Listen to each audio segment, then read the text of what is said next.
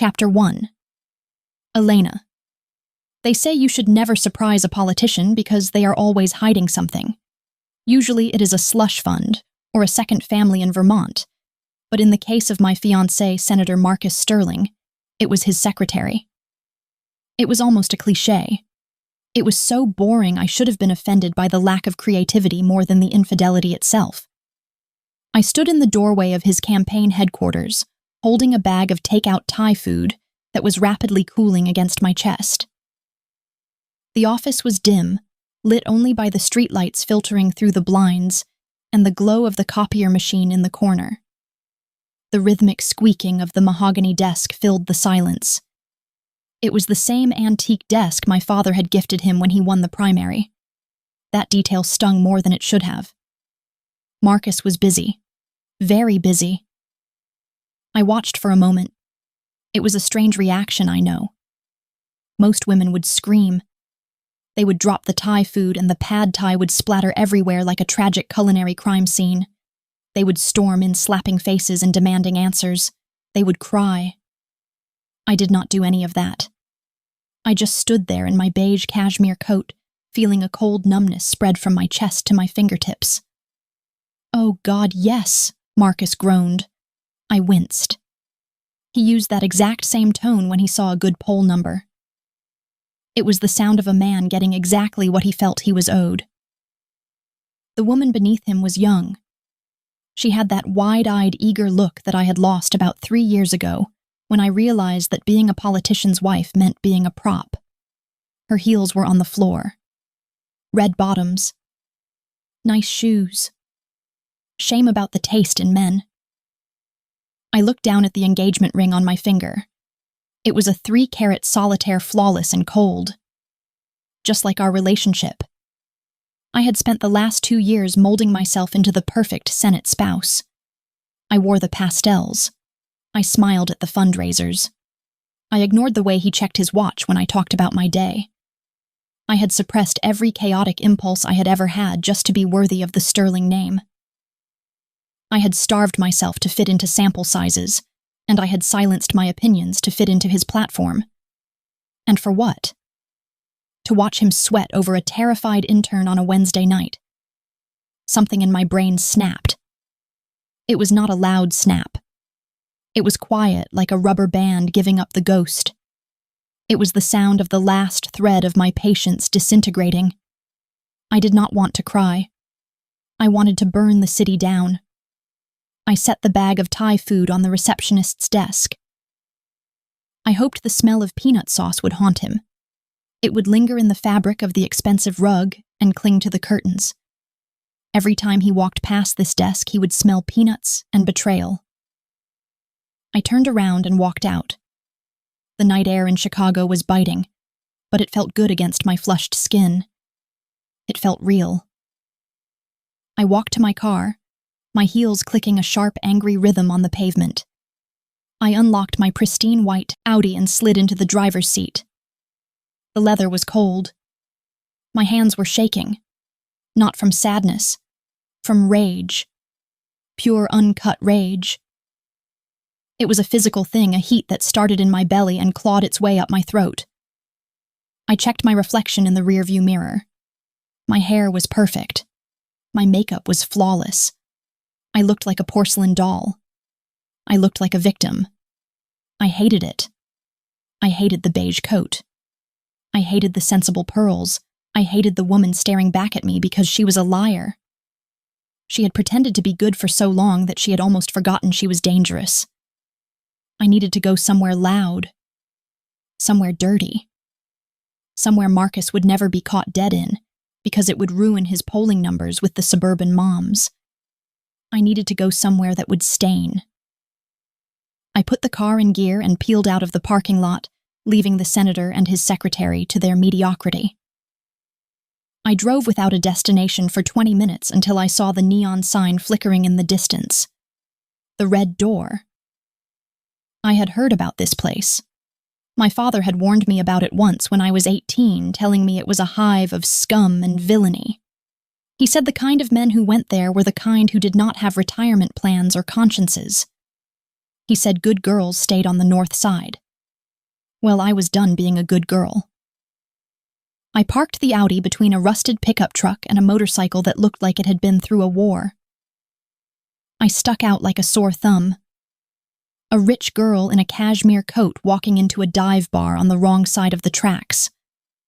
I did not care. The bouncer was a mountain of a man, with a scar running through his eyebrow. He was wearing a jacket that was 2 sizes too small for his biceps. He looked me up and down, his eyes lingering on the diamond on my finger. "You are lost, sweetheart," he rumbled. "I am exactly where I need to be," I said, my voice surprisingly steady. He hesitated, then shrugged and stepped aside. He probably thought I was looking for a drug dealer or a bathroom. He had no idea I was looking for a nuclear option. The moment I stepped inside, the bass hit me in the chest. The air smelled of stale beer, cheap whiskey, and bad decisions. It was crowded, dark, and dangerous. It was exactly what I needed. The music was loud enough to drown out the sound of Marcus's voice in my head. I pushed my way through the crowd, ignoring the whistles and the leering looks. A hand brushed my arm, and I shook it off without looking back. I marched straight to the bar. "Vodka," I told the bartender. "The whole bottle." The bartender raised an eyebrow. He was a skinny guy with tattoos up his neck and eyes that had seen too much. "You got money for that princess?" I slapped my Black American Express card on the sticky counter. It was Marcus's account. "Keep the tab open," I said. He poured me a shot. I threw it back. It burned going down, tasting like gasoline and regret. I slammed the glass down. Again. By the 3rd shot, the sharp edges of the image of Marcus on his desk started to blur, but the anger remained. It was a living, breathing thing inside me. I wanted to hurt him. I wanted to do something that would make his skin crawl. I wanted to desecrate something he loved. I spun around on the bar stool, scanning the room. If I was going to blow up my life, I was going to do it properly. I needed a match. I saw plenty of options. There was a biker in the corner, wiping froth from his beard. He looked mean but simple. A guy in a suit who looked like a low-level drug dealer trying too hard to look important. A group of college boys near the pool table looking for trouble they couldn't handle. No, none of them were right. They were too messy. Too loud. I didn't want messy. I wanted lethal. Then I saw him. He was sitting in a booth in the back, shadowed by the darkness. He wasn't looking at the dancers or the fight breaking out near the jukebox. He was looking at me. He was wearing a black suit, but he didn't look like a businessman. He looked like a funeral director for the Mafia. His shirt was unbuttoned at the top, revealing a hint of tanned skin. He had dark hair, dark eyes, and a jawline sharp enough to cut glass. He was sitting with a stillness that was unnatural in a place this chaotic. He was terrifying. The air around him seemed different. Heavy. People gave his booth a wide berth as if they could sense the predator in their midst. He was sipping a tumbler of amber liquid, holding the glass with long, elegant fingers. There was no phone on the table. No friends. Just him in the dark. My breath hitched. He was the most dangerous thing in the room. I slid off the bar stool. My legs felt a little wobbly from the vodka, but my determination was iron. I walked toward him. Every instinct in my body screamed at me to turn around. My upbringing, my manners, my survival instinct all yelled that this man was bad news, that he would chew me up and spit me out, that men like him didn't play by rules. Good. I was tired of rules. I stopped at the edge of his table. He didn't look up immediately. He took a slow sip of his drink, letting the silence stretch until it was uncomfortable. He was testing me, waiting to see if I would run. Then he slowly raised his eyes. They were black, bottomless, cold. They were the eyes of a man who slept soundly after doing terrible things. "Can I help you?" he asked. His voice was deep, a low rumble that vibrated in the soles of my feet. It wasn't a friendly voice. It was a warning. I swallowed hard. Up close, he was even more intimidating. There was a faint scar on his cheek, barely visible in the dim light. It made him look rugged and ruined. "I need a favor," I said. He leaned back in the booth, crossing his arms over his chest. A smirk played on his lips. It wasn't a nice smirk. It was the kind of smirk a wolf gives a sheep that has wandered into the den. "I do not do favors," he said. "I do transactions." "Fine," I said. "A transaction."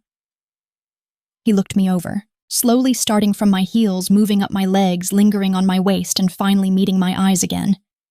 It felt like he was stripping me naked with a glance. I should have been offended. I should have slapped him. But instead I felt a jolt of electricity shoot straight to my core. It was hot and foreign and undeniable. "You are the Sterling girl," he said. It wasn't a question. He stated it like a fact he had known for a long time. I stiffened. Of course he knew. Everyone knew. My face had been in the society pages for months. The blushing bride. The lucky girl. "Does that matter?" I asked, keeping my chin high. "It makes you expensive trouble," he said. "Go home, princess. Your fiancé is probably wondering where you are."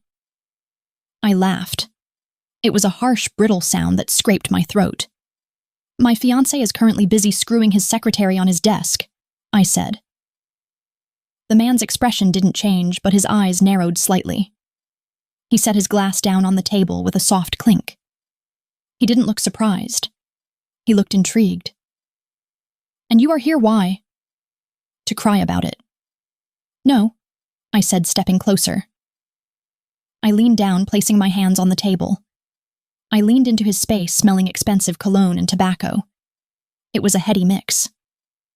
"I am here because I have the keys to his office," I whispered, "and I want to do something on that desk that he will never be able to scrub off." The man went still.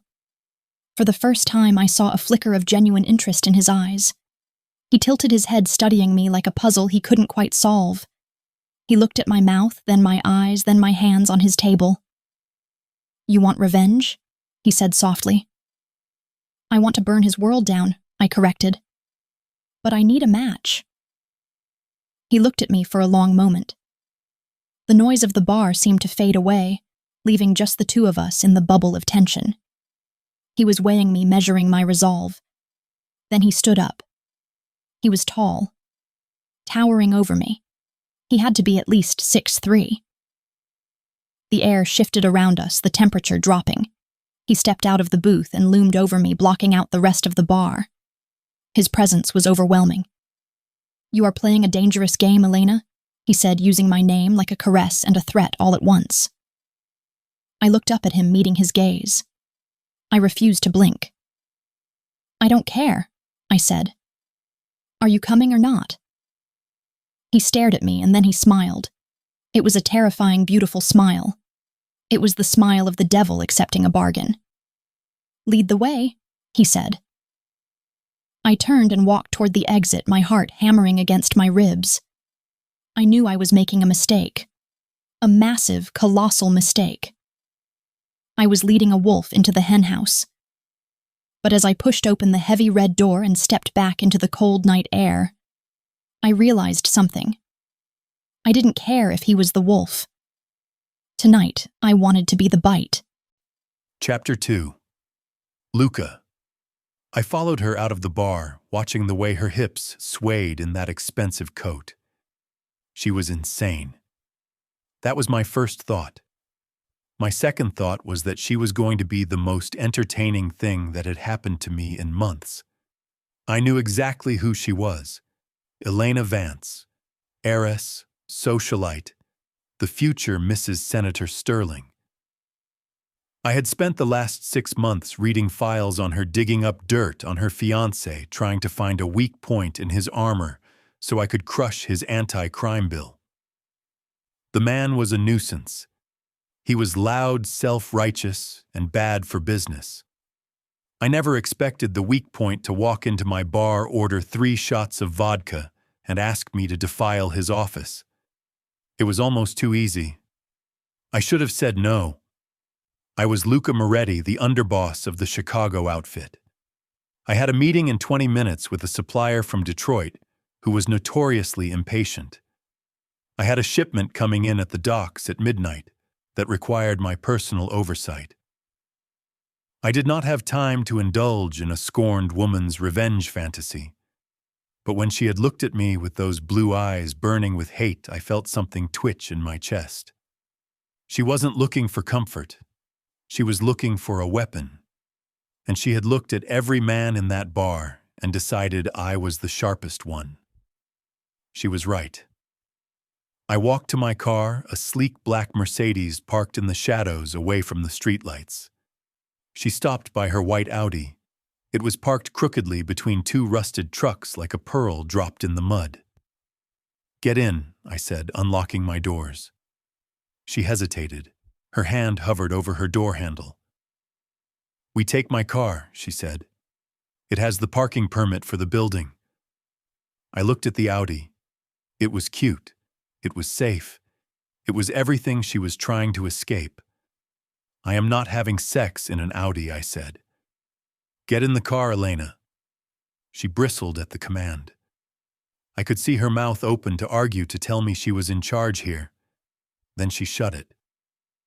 She realized she had crossed a line into my world, and in my world I gave the orders. She wanted a monster. She couldn't be surprised when he bit. She walked over and slid into the passenger seat of my car.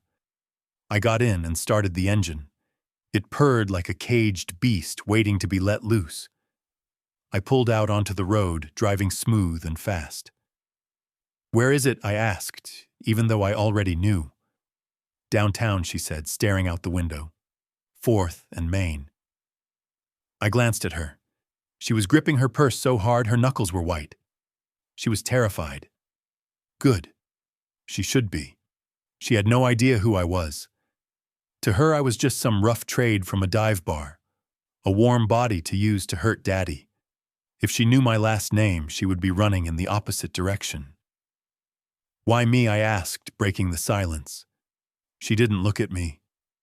"Because you looked like you wouldn't ask for my number afterward." I chuckled darkly. It was a low sound that seemed to make the air in the car tighter. "You think I'm safe?" "I think you're a disaster," she said, turning to face me.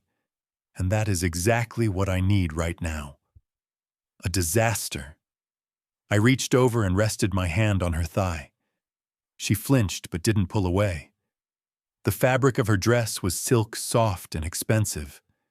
My hand looked large and rough against her skin. I could feel the heat of her body radiating through the fabric. "Careful, princess," I murmured. "You might get more of a disaster than you bargained for."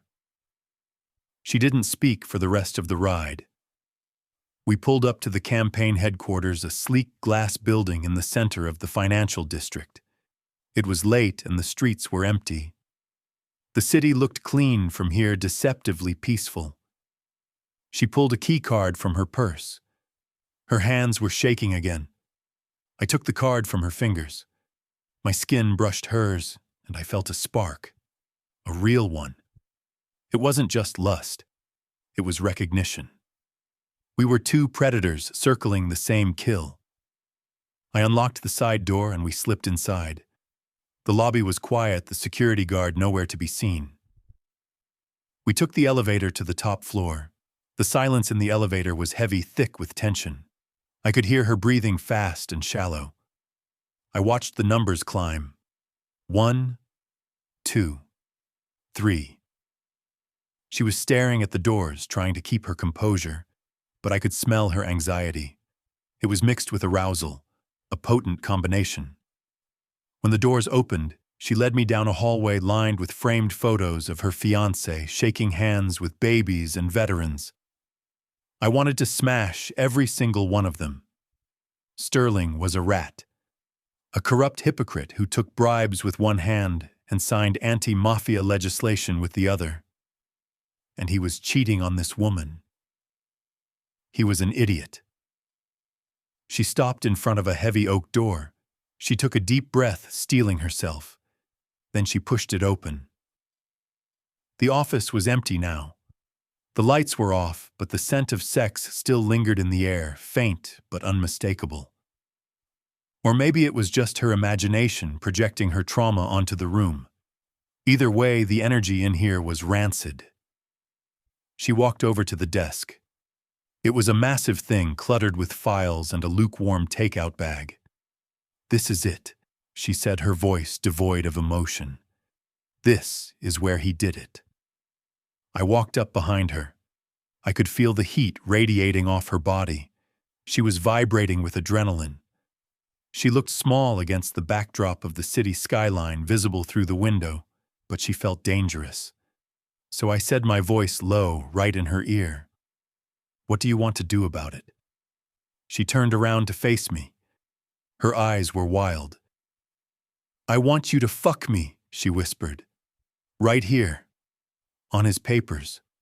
On his desk. I want you to make me forget his name." I didn't need to be told twice. I grabbed her waist and hoisted her up onto the desk, sending a stack of legislative bills cascading to the floor.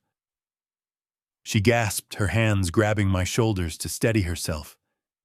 I stepped between her legs, pushing her skirt up. She wasn't wearing stockings. Her skin was warm, soft, inviting. "You sure about this?" I asked one last time. "Once we start, I don't stop." She wrapped her legs around my waist, pulling me closer. Her heels dug into my lower back. "Don't stop," she demanded. "Ruin it. Ruin everything." I crashed my lips onto hers. She tasted like vodka and expensive lipstick. She kissed me back with a ferocity that surprised me, biting my lip, tangling her fingers in my hair. There was no gentleness in it. It was a clash. A war. She was angry, and I was hungry. I ripped her blouse open, buttons pinging off the floor and rolling under the sofa. She didn't care. She was clawing at my shirt, desperate to feel skin. She wanted to be consumed. She wanted to be erased. I lifted her hips and positioned myself. I looked her in the eye. "Look at me," I commanded. She looked at me, her pupils blown wide. "Scream for me," I whispered. "Not him. Me." Then I thrust into her, and she threw her head back and shattered.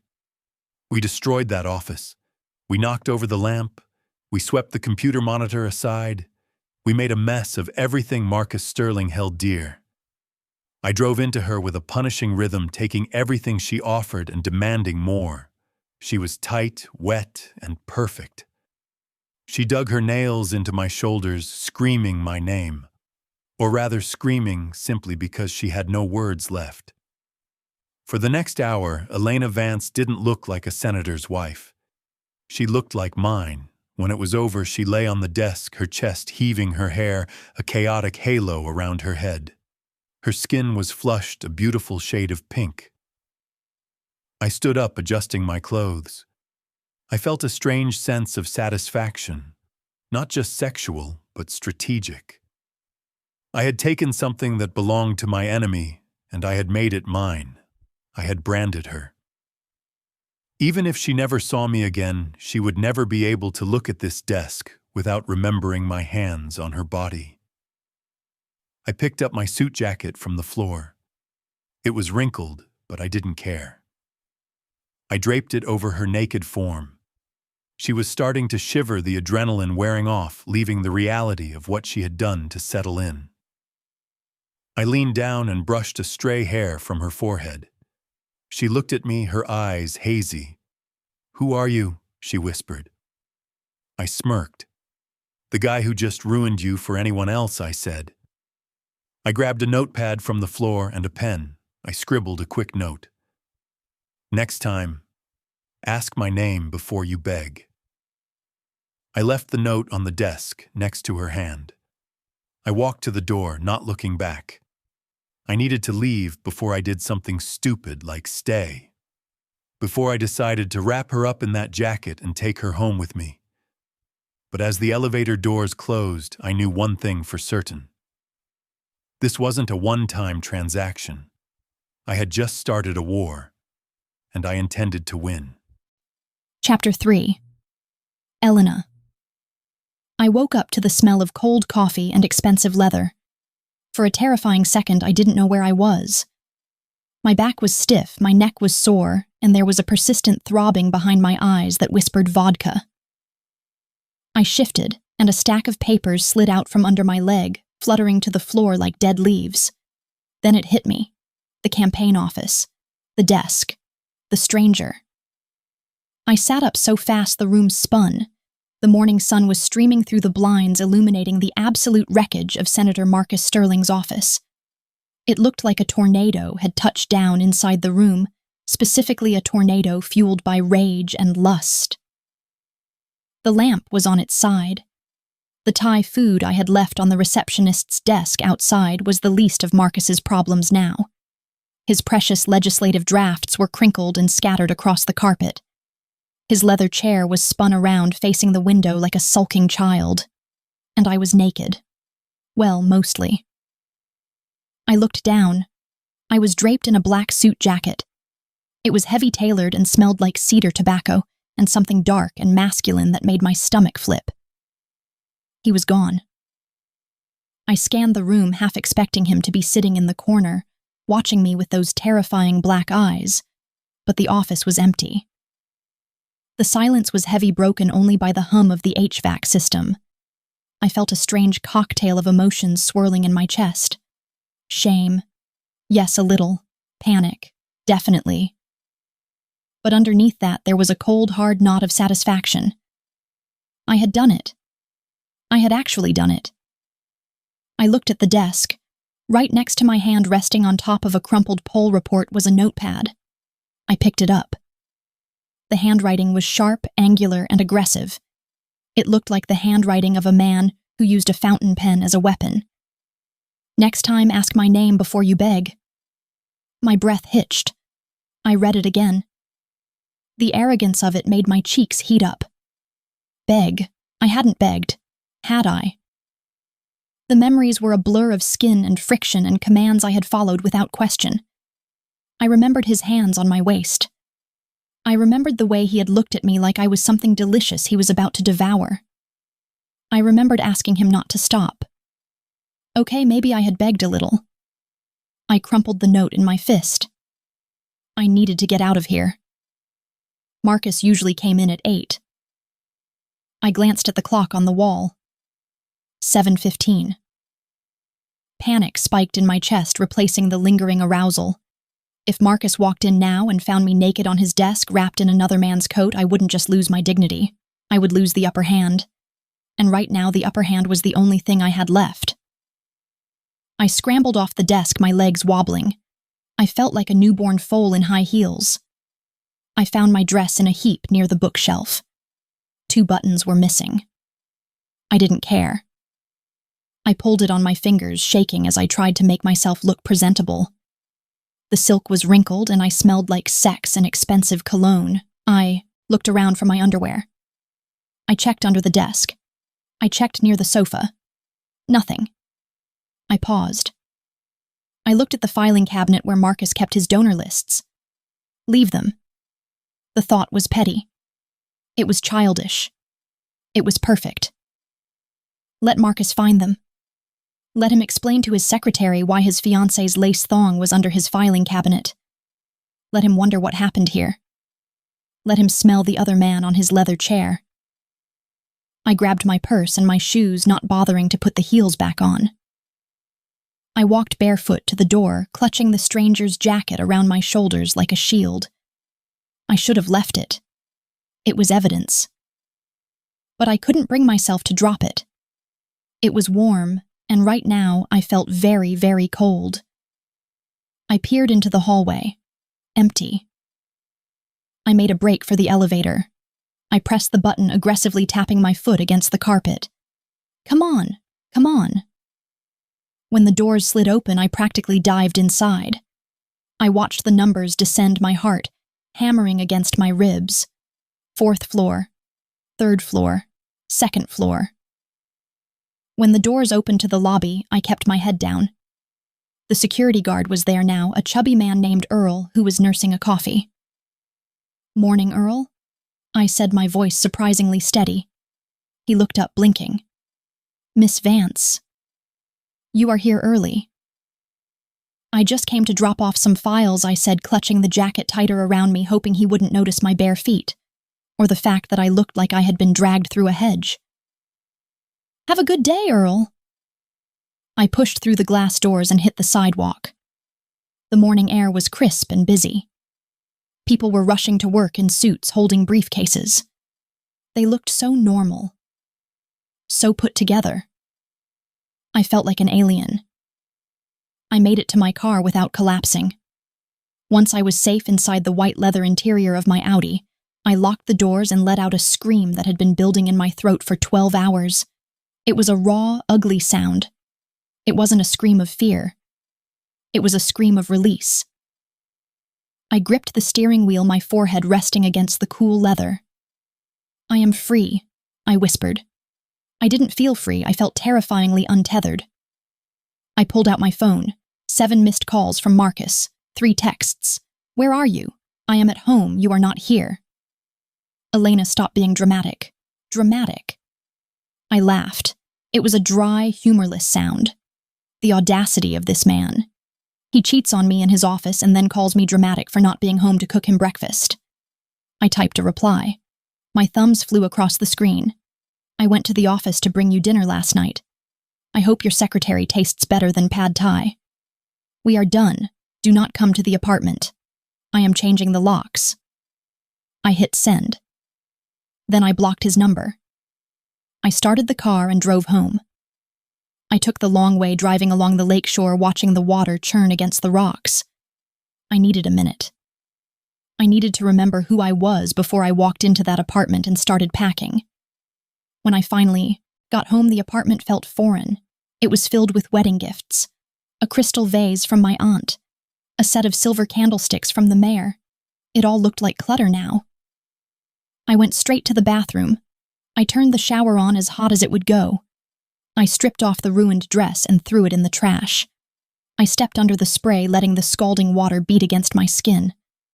I scrubbed. I scrubbed until my skin was pink. I washed my hair twice. I was trying to wash off the scent of the bar and the whiskey and the man. But no matter how hard I scrubbed, I couldn't wash away the memory of his hands, or the way he had looked at me when he left. Like he owned me. I stepped out of the shower and wrapped a thick towel around myself. I walked into my bedroom feeling hollowed out, but clean. Then I saw it. The black suit jacket was thrown over my vanity chair where I had dropped it. I walked over to it slowly. It looked out of place in my cream and gold bedroom. It was too dark. Too dangerous. I picked it up. The fabric was incredible, soft but durable. I checked the pockets looking for an ID, a business card, anything to tell me who I had just destroyed my life with. Nothing. The pockets were empty. Of course they were. A man like that didn't leave breadcrumbs. I checked the inside label. It wasn't a brand I recognized. It was bespoke. Hand-stitched, and embroidered in silver thread on the inside pocket was a single initial. M, just M. I ran my thumb over the thread. It was raised and silky. M. Michael. Matthew. Mark. None of those names fit. He didn't look like a Michael. He looked like a Hades. A Lucifer. Who are you? I whispered to the empty room. I didn't know the answer. And part of me hoped I never would. Because if I ever saw that man again, I wouldn't be able to look him in the eye. I took the jacket and hung it in the back of my closet behind my winter coats. I should have thrown it away or burned it. But I couldn't. It was a trophy. A reminder that for one night I wasn't the perfect politician's wife. I was a disaster. My phone buzzed on the vanity. It wasn't Marcus. I had blocked him. It was my father. Elena, I just got a very interesting call from the senator. He says you are being hysterical. Call me immediately. I stared at the screen. Hysterical. Dramatic. I turned the phone off. I walked to the window and looked out at the city. Somewhere out there, Marcus was probably trying to spin this, trying to find a way to make himself the victim. And somewhere else out there was a man with dark eyes and a dangerous smile who knew exactly what I looked like when I fell apart. I pressed my hand against the glass. Let them call me hysterical. Let them call me crazy. I was done being good. I turned away from the window and started to pack. I had a life to dismantle. And for the first time in years, I wasn't afraid of the mess. Chapter 4. Elena. 6 months is a long time. It is enough time to grow out a bad haircut. It is enough time to train for a marathon. And apparently it is exactly enough time for a United States senator to systematically dismantle the life of his ex-fiancée piece by piece until she is left with nothing but a maxed-out credit card and a heavy sense of impending doom. I sat in the plush leather chair of the First National Bank of Chicago, trying to look like I belonged there. I was wearing my last good suit. It was a navy Chanel number that I had managed to save from the purge when I sold half my closet on eBay to pay the retainer for my lawyer. Across the desk, Mr. Henderson was sweating. He was a nice man. He had approved the loan for my first car.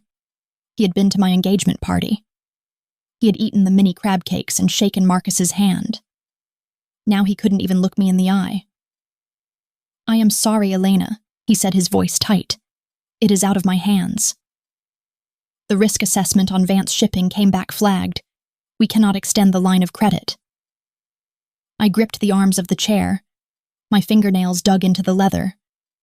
Flagged for what I asked, keeping my voice calm. It took effort. I wanted to scream. "We have been clients for 30 years. My father built this bank's reputation with his business." Mr. Henderson sighed. He glanced at the door as if he expected the FBI to burst in. "It is not about your father," he whispered, leaning in. "It is political, Elena. You know that. The unexpected audits? The port delays? The zoning issues at the warehouse? Someone very powerful is making it very difficult for your family to do business. And the bank? Well, the bank hates difficulty." Marcus. I didn't say his name, but it hung in the air between us like a foul smell. Since the night I walked out on him, Marcus hadn't just moved on. He had gone to war. He spun the narrative, of course. To the press, I was the unstable socialite who had a mental break and fled the engagement because I couldn't handle the pressure of public life. He played the heartbroken saint perfectly. Behind the scenes, he was a tyrant. He used his connections to freeze our accounts. He called in favors to have inspectors shut down our docks for safety violations. He was choking Vance Shipping to death slowly and methodically because I had dared to bruise his ego. "So that is it?" I asked, standing up. "You are just going to let us sink?" Mr. Henderson looked miserable. "I am sorry, Elena. If you can find an outside investor, maybe we can restructure. But right now, the bank is out." I walked out of the bank with my head high, but my stomach was in knots. It was raining outside. Of course it was raining. Chicago in November was a gray, wet, miserable place. I opened my umbrella and stepped onto the street. My phone buzzed. It was my father. "Did you get it?" he asked. His voice sounded frail. He had aged 10 years in the last 6 months. The stress was killing him, and that made me hate Marcus more than the bankruptcy ever could. "No, Dad," I said, fighting the wobble in my voice. Henderson said no. There was a long silence on the other end. "Okay," my father said softly. "We will figure something out. Come by the office." I hung up and hailed a cab. I missed my Audi. I had sold it 2 months ago when the liquidity crisis hit. Now I took cabs or the train like a normal person. It was humbling. It was also infuriating. I arrived at the Vance Shipping headquarters down by the Navy Pier. It used to be a bustling hub of activity. Trucks coming and going, men shouting orders, the smell of diesel and commerce in the air. Today it was quiet. Too quiet. Half the loading bays were empty. The union guys were standing around smoking, looking worried. They knew. Everyone knew. I walked up to the executive offices. My father was sitting at his desk, staring at a spreadsheet that was bleeding red ink. He looked up when I entered and forced a smile. "Don't worry about it, kiddo," he said. "We have survived recessions and strikes. We will survive Marcus Sterling." "We have payroll on Friday," I said, sitting down across from him. "We have $40,000 in the operating account. Payroll is $200,000. My father rubbed his temples. "I made some calls," he said. "There is a holding company, a private equity firm. They buy distressed assets. They are interested in a meeting." My ears perked up. Distressed assets was just a polite way of saying companies that are about to die. But right now, I would take a deal with the devil if it kept the lights on. "Who are they?" I asked. He slid a black envelope across the desk. It was heavy, expensive. The paper felt like velvet under my fingertips. There was no return address, just a silver logo embossed on the front. A stylized geometric shape that looked vaguely like a mountain, or maybe a shark fin. M Holdings. "Never heard of them," I said. "They are new," my father said. "Aggressive. They have been buying up real estate and logistics companies all over the city for the last year. They are hosting a gala tonight, an investors' summit. They sent this an hour ago." I opened the envelope. Inside was a single card, black with silver lettering. "You are cordially invited to the Apex Gala, penthouse at the Willis Tower. 8:00 p.m., admit 1. It didn't look like an invitation. It looked like a summons. "I don't like it," I said. "It feels predatory." "We don't have the luxury of liking it," my father said quietly. He looked at me and his eyes were pleading. "Elena, I am too old for this fight. I don't have the energy to go into a room full of sharks and beg for scraps." He didn't have to say the rest. I did. I was the one who started this. I was the one who poked the bear. It was my mess and I had to clean it up. "I will go," I said, tucking the invitation into my purse. "Are you sure?" my father asked. I stood up, smoothing down my skirt. "I handled Marcus for 2 years, Dad. I think I can handle a few venture capitalists." I was wrong. I realized I was wrong the moment I stepped out of the elevator at the Willis Tower that night. This wasn't a normal business gala. I had been to plenty of fundraisers and corporate mixers. They usually involved bad wine, stale cheese, and men in ill-fitting suits talking about golf. This was different. The penthouse was dimly lit, bathed in cool blue and violet light. The music was a low, throbbing bass that seemed to vibrate in the floorboards. The waiters were moving silently through the crowd, carrying trays of champagne that probably cost more than my rent. And the people. The men were wearing tuxedos that fit like armor. The women were draped in diamonds that glittered like ice. The energy in the room was sharp, dangerous. I felt underdressed. I was wearing a black dress I had bought at a consignment shop that afternoon. It was simple, elegant, a slip dress with a cowl neck and a slit up the thigh. It looked good, but it didn't look like money. It looked like survival. I took a glass of champagne from a passing tray and downed half of it in one gulp. Liquid courage. I scanned the room looking for anyone who looked like a host. I needed to find someone from M Holdings. I needed to make my pitch. I wandered through the crowd trying to catch snippets of conversation. I heard Russian. I heard Italian. I heard a language I didn't recognize. "Excuse me," I said to a man standing near a sculpture that looked like twisted metal. "Do you know who is in charge here?" He looked at me with amusement. "You must be new," he said. "I am looking for the owner of M Holdings," I said, keeping my voice firm. "I have a business proposition." He laughed. A short bark of a laugh. "You don't find him, sweetheart. He finds you." Cryptic. Annoying. I moved on.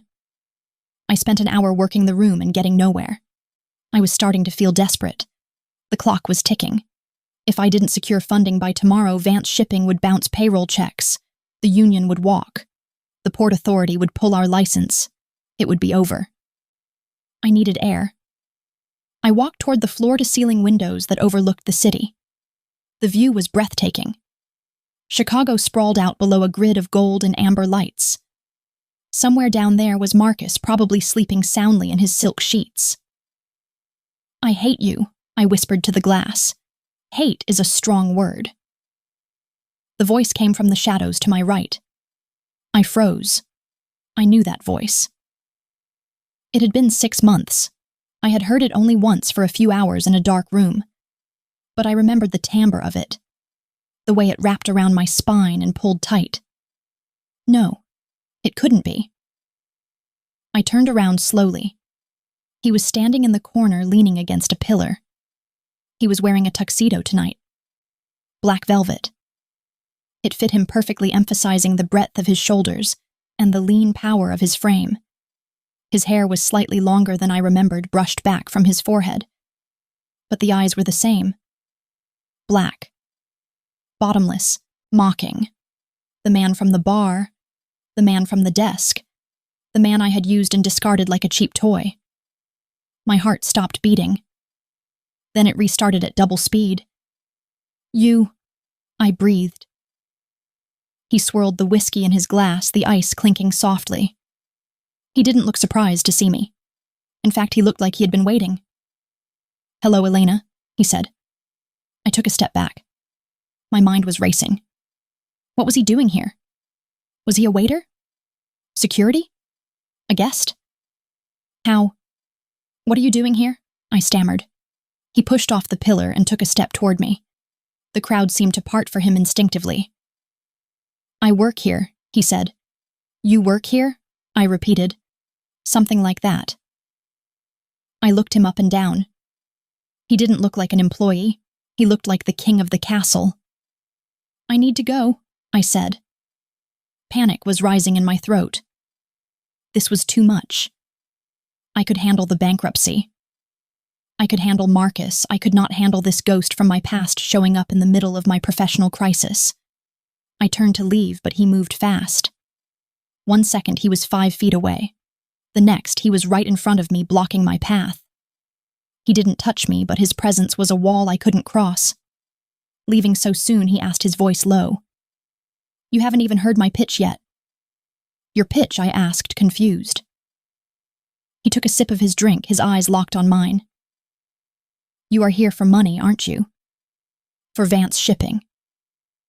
I went cold. "How do you know that?" He smirked, that terrifying, arrogant smirk that I had seen in my dreams for 6 months. "I know a lot of things, Elena. I know your credit is frozen. I know your father is sick. I know your ex-fiance is trying to bury you." He took another step closer. I could smell him now, that same scent, cedar and tobacco. It made my knees weak. "And I know you still have my jacket," he whispered. I gasped. "How?" "I checked my coat check ticket," he said casually. "You checked a black wool coat. But I know what hangs in your closet." He was stalking me. He had to be. "Who are you?" I demanded, my voice rising. He finished his drink and set the glass on a passing waiter's tray without looking. "I am the man who is going to save your company," he said. I stared at him. "You?" "Me." "I don't even know your name," I said. He smiled. And this time it wasn't just amused.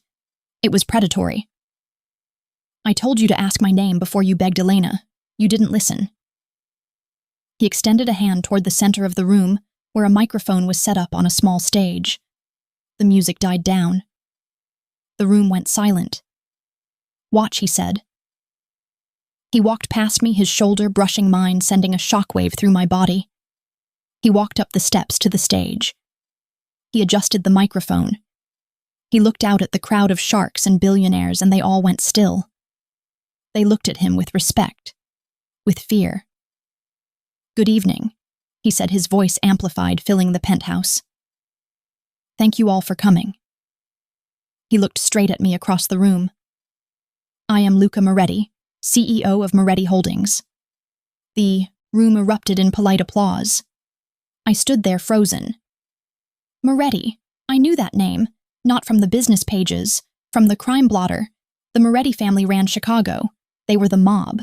the Mafia, the outfit, and I had slept with the boss, and now apparently I was asking him for a loan. I felt the blood drain from my face. I looked at the exit. It seemed miles away.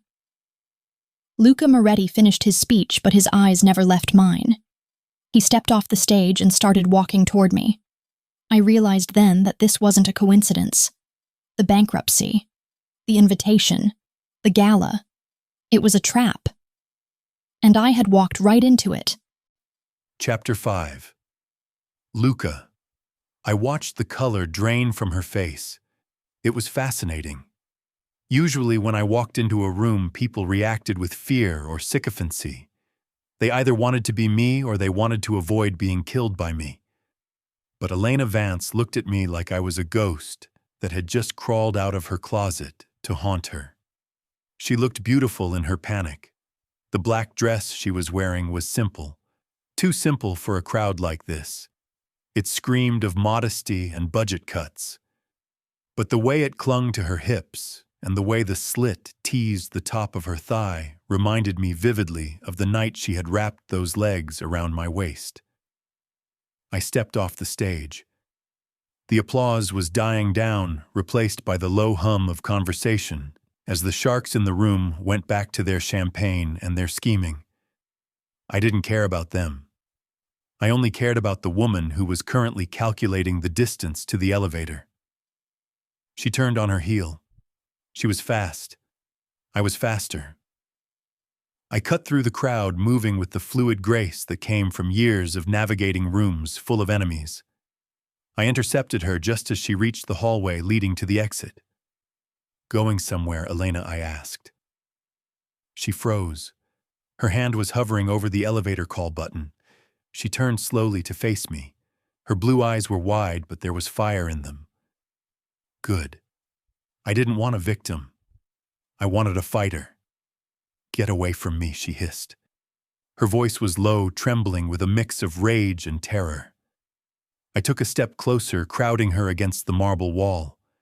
I rested my hand on the wall next to her head, boxing her in. I wasn't touching her, but I was close enough to smell her. Vanilla and anxiety. It was intoxicating. "We have business to discuss," I said. "I don't do business with criminals," she spat back. I laughed. It was a genuine laugh. "You didn't seem to mind my criminal tendencies 6 months ago. In fact, I recall you finding them quite useful when you wanted to destroy your fiance's office." She flinched. Her cheeks flushed a deep crimson. "That was a mistake," she said. "A drunken mistake." "Was it?" I leaned in closer, lowering my head until my lips were inches from her ear. "You didn't leave like it was a mistake. You left like you had finally found something real. And you kept the jacket." She gasped. Her eyes darted around, looking for an escape route. "How do you know that?" she whispered. "I told you, I know everything." I pulled back slightly, giving her room to breathe, but not enough to run. "Now. We can have this conversation here in the hallway where the security cameras can see us and the gossip columnists can speculate. Or we can go to my private office and discuss the future of Vance Shipping like adults." She stiffened at the mention of her company. "What do you know about my company?" she asked. "I know you are bleeding money. I know the bank denied your loan this morning. I know you have payroll on Friday and $40,000 in the bank. I know your father is talking about selling the fleet for scrap." Her jaw dropped. "You have been spying on me." I shrugged. "I call it due diligence. I pressed the button for the elevator, but not the down button. I pressed the override key that only I had. The doors slid open. "After you," I said. She hesitated. She looked at the open doors, then back at me. She was weighing her options. She was realizing she didn't have any. She stepped inside. I followed her. The doors closed, shutting out the noise of the party. The silence in the small metal box was electric. I could feel the heat coming off her body. I stood behind her, watching her reflection in the polished metal doors. She was holding herself together by a thread. "Why are you doing this?" she asked, her voice barely a whisper. I didn't answer immediately. I watched the numbers climb. "Because I want something," I said simply. The elevator opened directly into my private suite. It was a stark contrast to the gala below. Dark wood, leather, minimal furniture. It was a war room. I walked to the bar and poured 2 glasses of scotch. I held one out to her. "Drink," I said. "You look like you are going to faint." She took the glass, but she didn't drink. She set it down on the desk with a sharp click. "I don't want your drink," she said. "I want to know why you lured me here."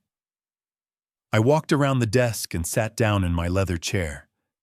I picked up a folder that was waiting on the blotting pad. "I didn't lure you, Elena. You came looking for an investor. Here I am." I slid the folder across the desk toward her. "Open it." She looked at the folder like it was a bomb. Slowly, she reached out and flipped it open. I watched her eyes scan the documents.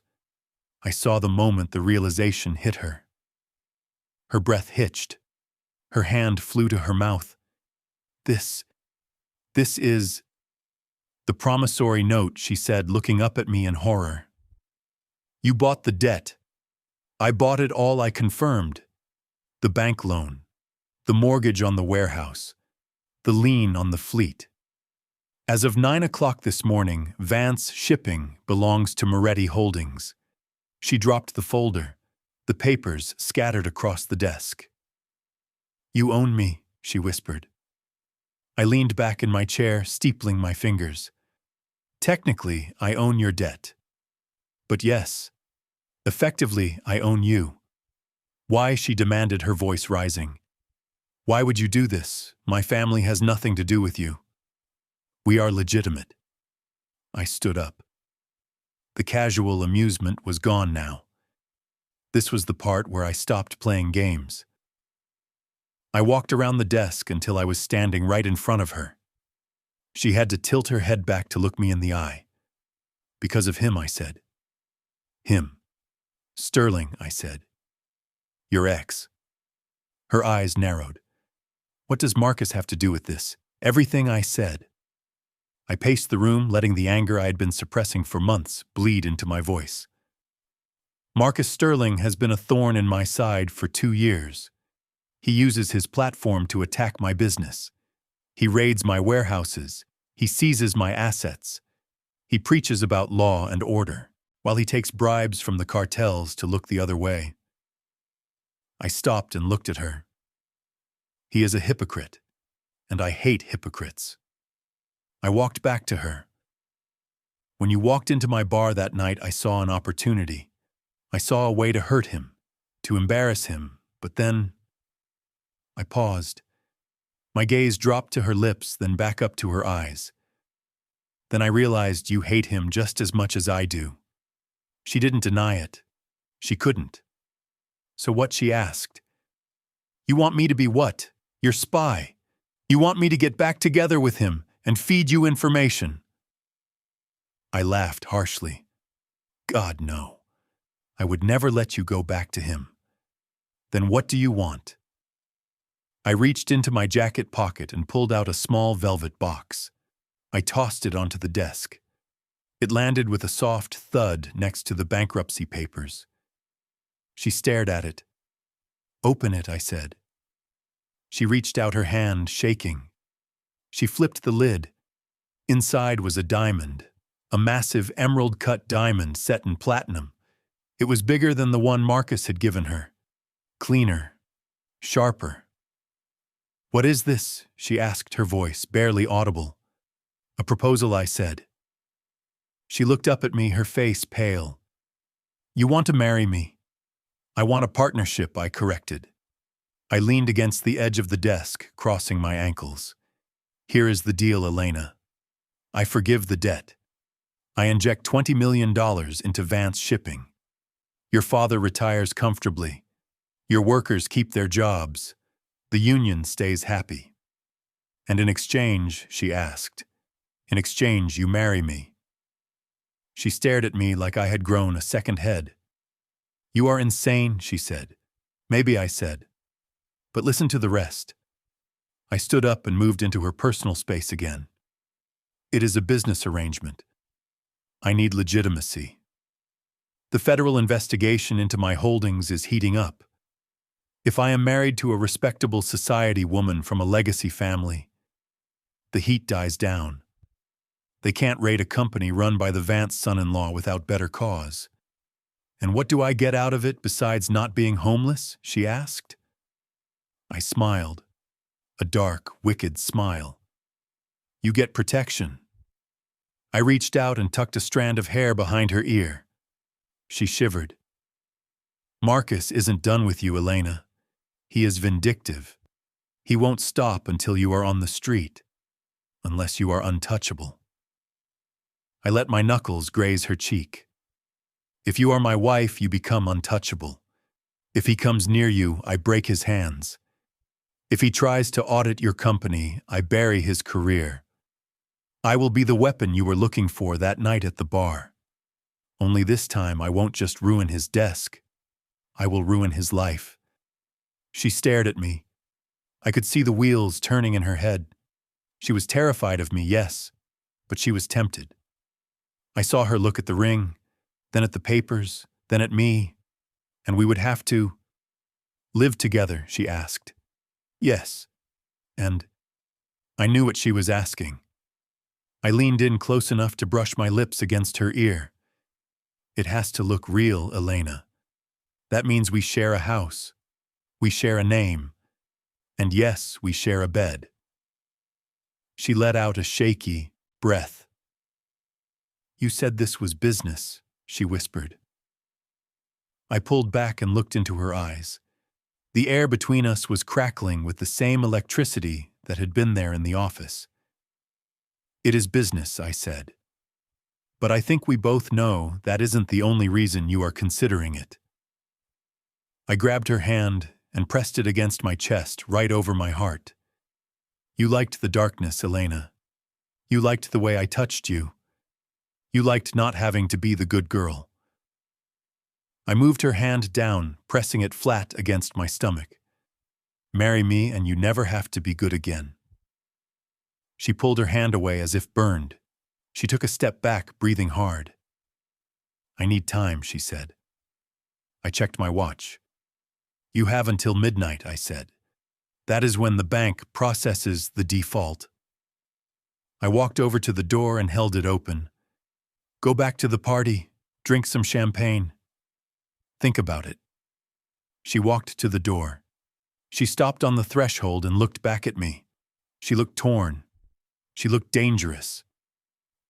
"You are the devil," she said. I winked. "And you are the one who summoned me." She turned and fled. I watched her go. I listened to the click of her heels fading down the hallway. I walked back to the desk and picked up the ring box. I snapped it shut. She would say yes. I knew she would. Because she was right. I was the devil. But she had already sold her soul the moment she climbed onto that desk. I was just coming to collect. Chapter 6. Elena. I stumbled out of the elevator and back into the purple haze of the gala. The noise hit me like a physical blow. The laughter, the clinking glasses, the low thrum of the bass. It was all too much. 5 minutes ago, I was a desperate woman looking for a loan. Now I was a woman with a marriage proposal from the devil himself, and a deadline that was ticking down like a bomb. Midnight. I checked my phone. 11:15. I had 45 minutes to decide whether to sell my soul to Luca Moretti or let my father's legacy burn to ash. I made a beeline for the bar. I needed something stronger than champagne. I needed tequila. "Make it a double," I told the bartender. He poured it. I drank it. The burn was grounding. I leaned against the cool marble of the bar and tried to think. My mind was a chaotic mess. Images flashed behind my eyelids. The way Luca had looked at me in that office. The predatory hunger in his eyes. The way he had touched my hair. Marry me, and you never have to be good again. It was insane. It was dangerous. It was illegal, probably. But God, it was tempting. I looked around the room. I saw faces I recognized. Competitors. Frenemies. People who had whispered about me when the engagement ended. They were all watching me. I could feel their eyes. They were waiting for me to fail. They were waiting for the announcement that Vance Shipping was insolvent so they could pick over the carcass like vultures. And then I saw him. At first, I thought it was a hallucination brought on by stress and alcohol. But no. The arrogant tilt of the head was unmistakable. The perfectly coiffed blonde hair. The smile that didn't reach his eyes. Marcus.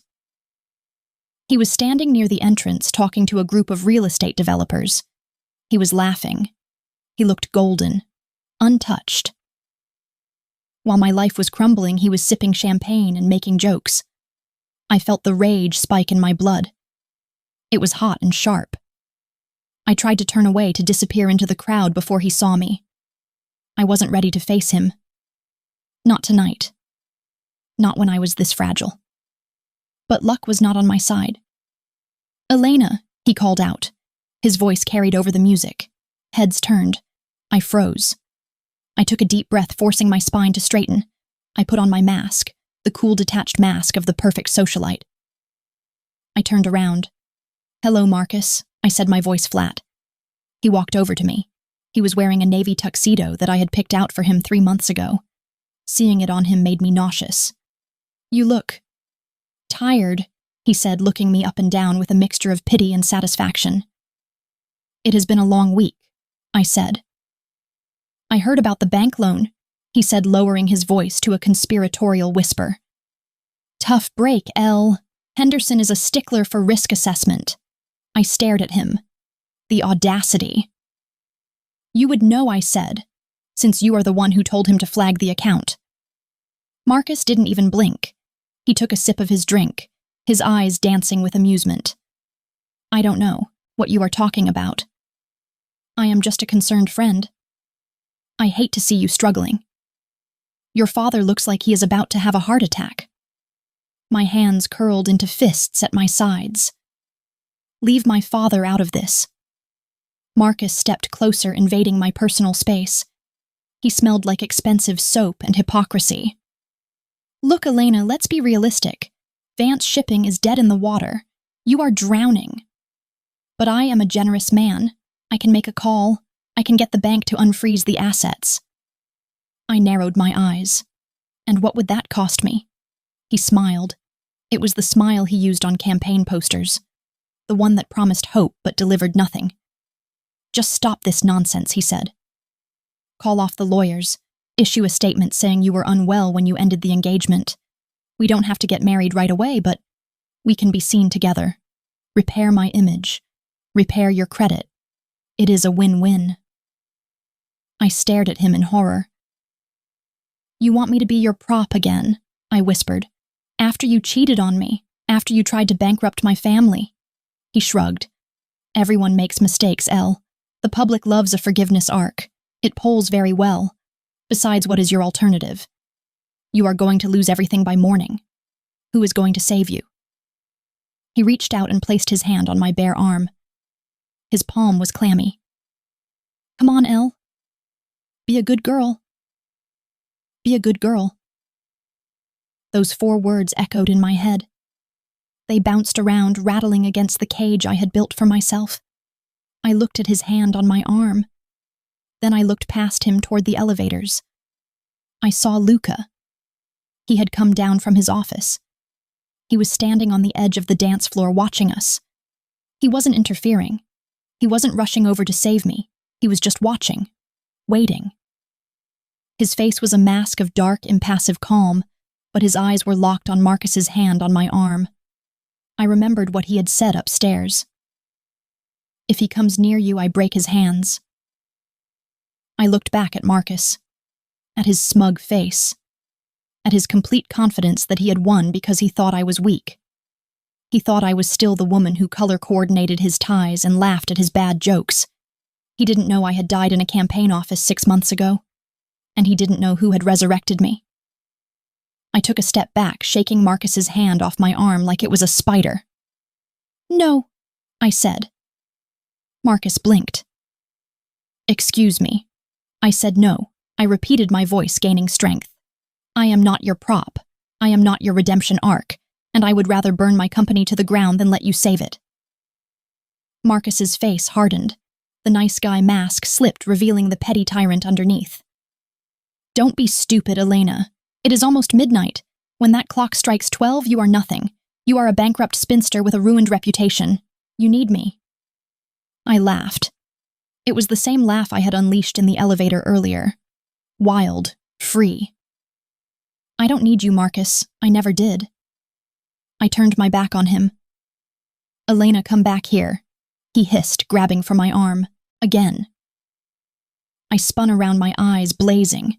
"If you touch me again," I said, my voice low and lethal, "I will make you regret it." He hesitated, shocked by the venom in my tone. I walked away. I didn't walk toward the exit. I walked toward the man in the black velvet tuxedo who was holding a glass of whiskey and watching me with pride. I crossed the dance floor. The crowd seemed to blur. All I could see was Luca. He didn't move as I approached. He just waited. I stopped in front of him. My heart was hammering against my ribs so hard I thought it might crack them. 11:40, I said, breathless. He checked his watch. "You are early." I looked back at Marcus, who was staring at us with a confused scowl. Then I looked up at Luca. "Does the offer still stand?" I asked. "Protection, revenge, freedom." Luca set his glass down on a passing tray. He reached into his pocket and pulled out the velvet box. He didn't open it this time. He just held it in his palm. "Only if you mean it, Elena," he said softly. "Once you put this on, there is no going back. You are mine. The debt, the company, the body, all of it." I looked at the box. Then I looked at his eyes. The darkness in them didn't scare me anymore. It looked like shelter. "I am tired of being good," I whispered. Luca smiled, and this time it reached his eyes.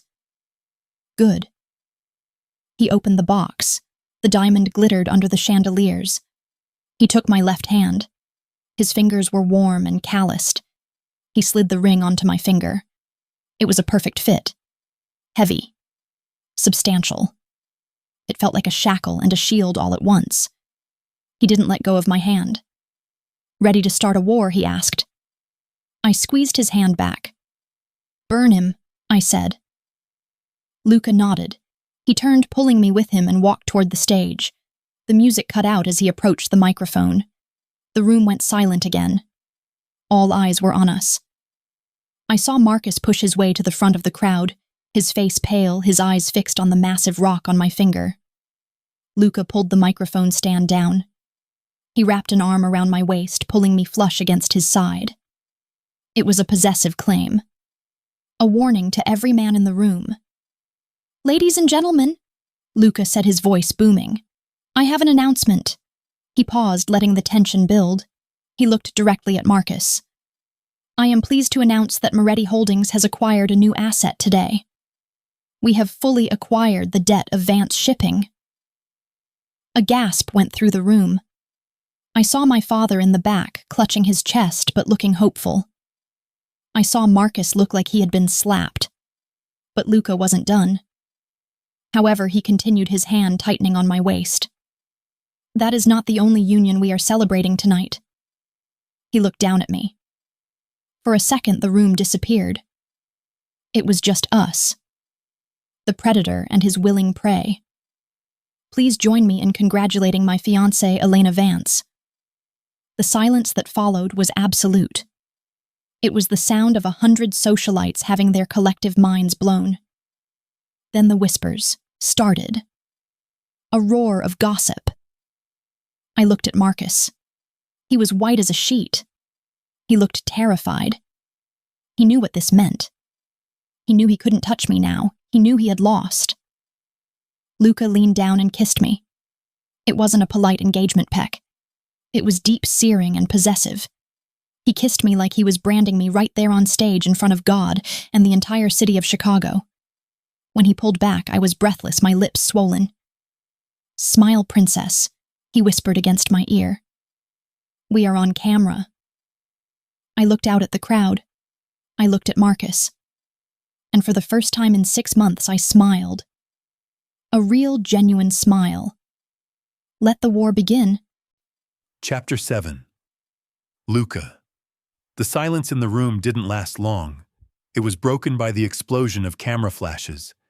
I felt the shudder run through Elena's body where she was pressed against my side.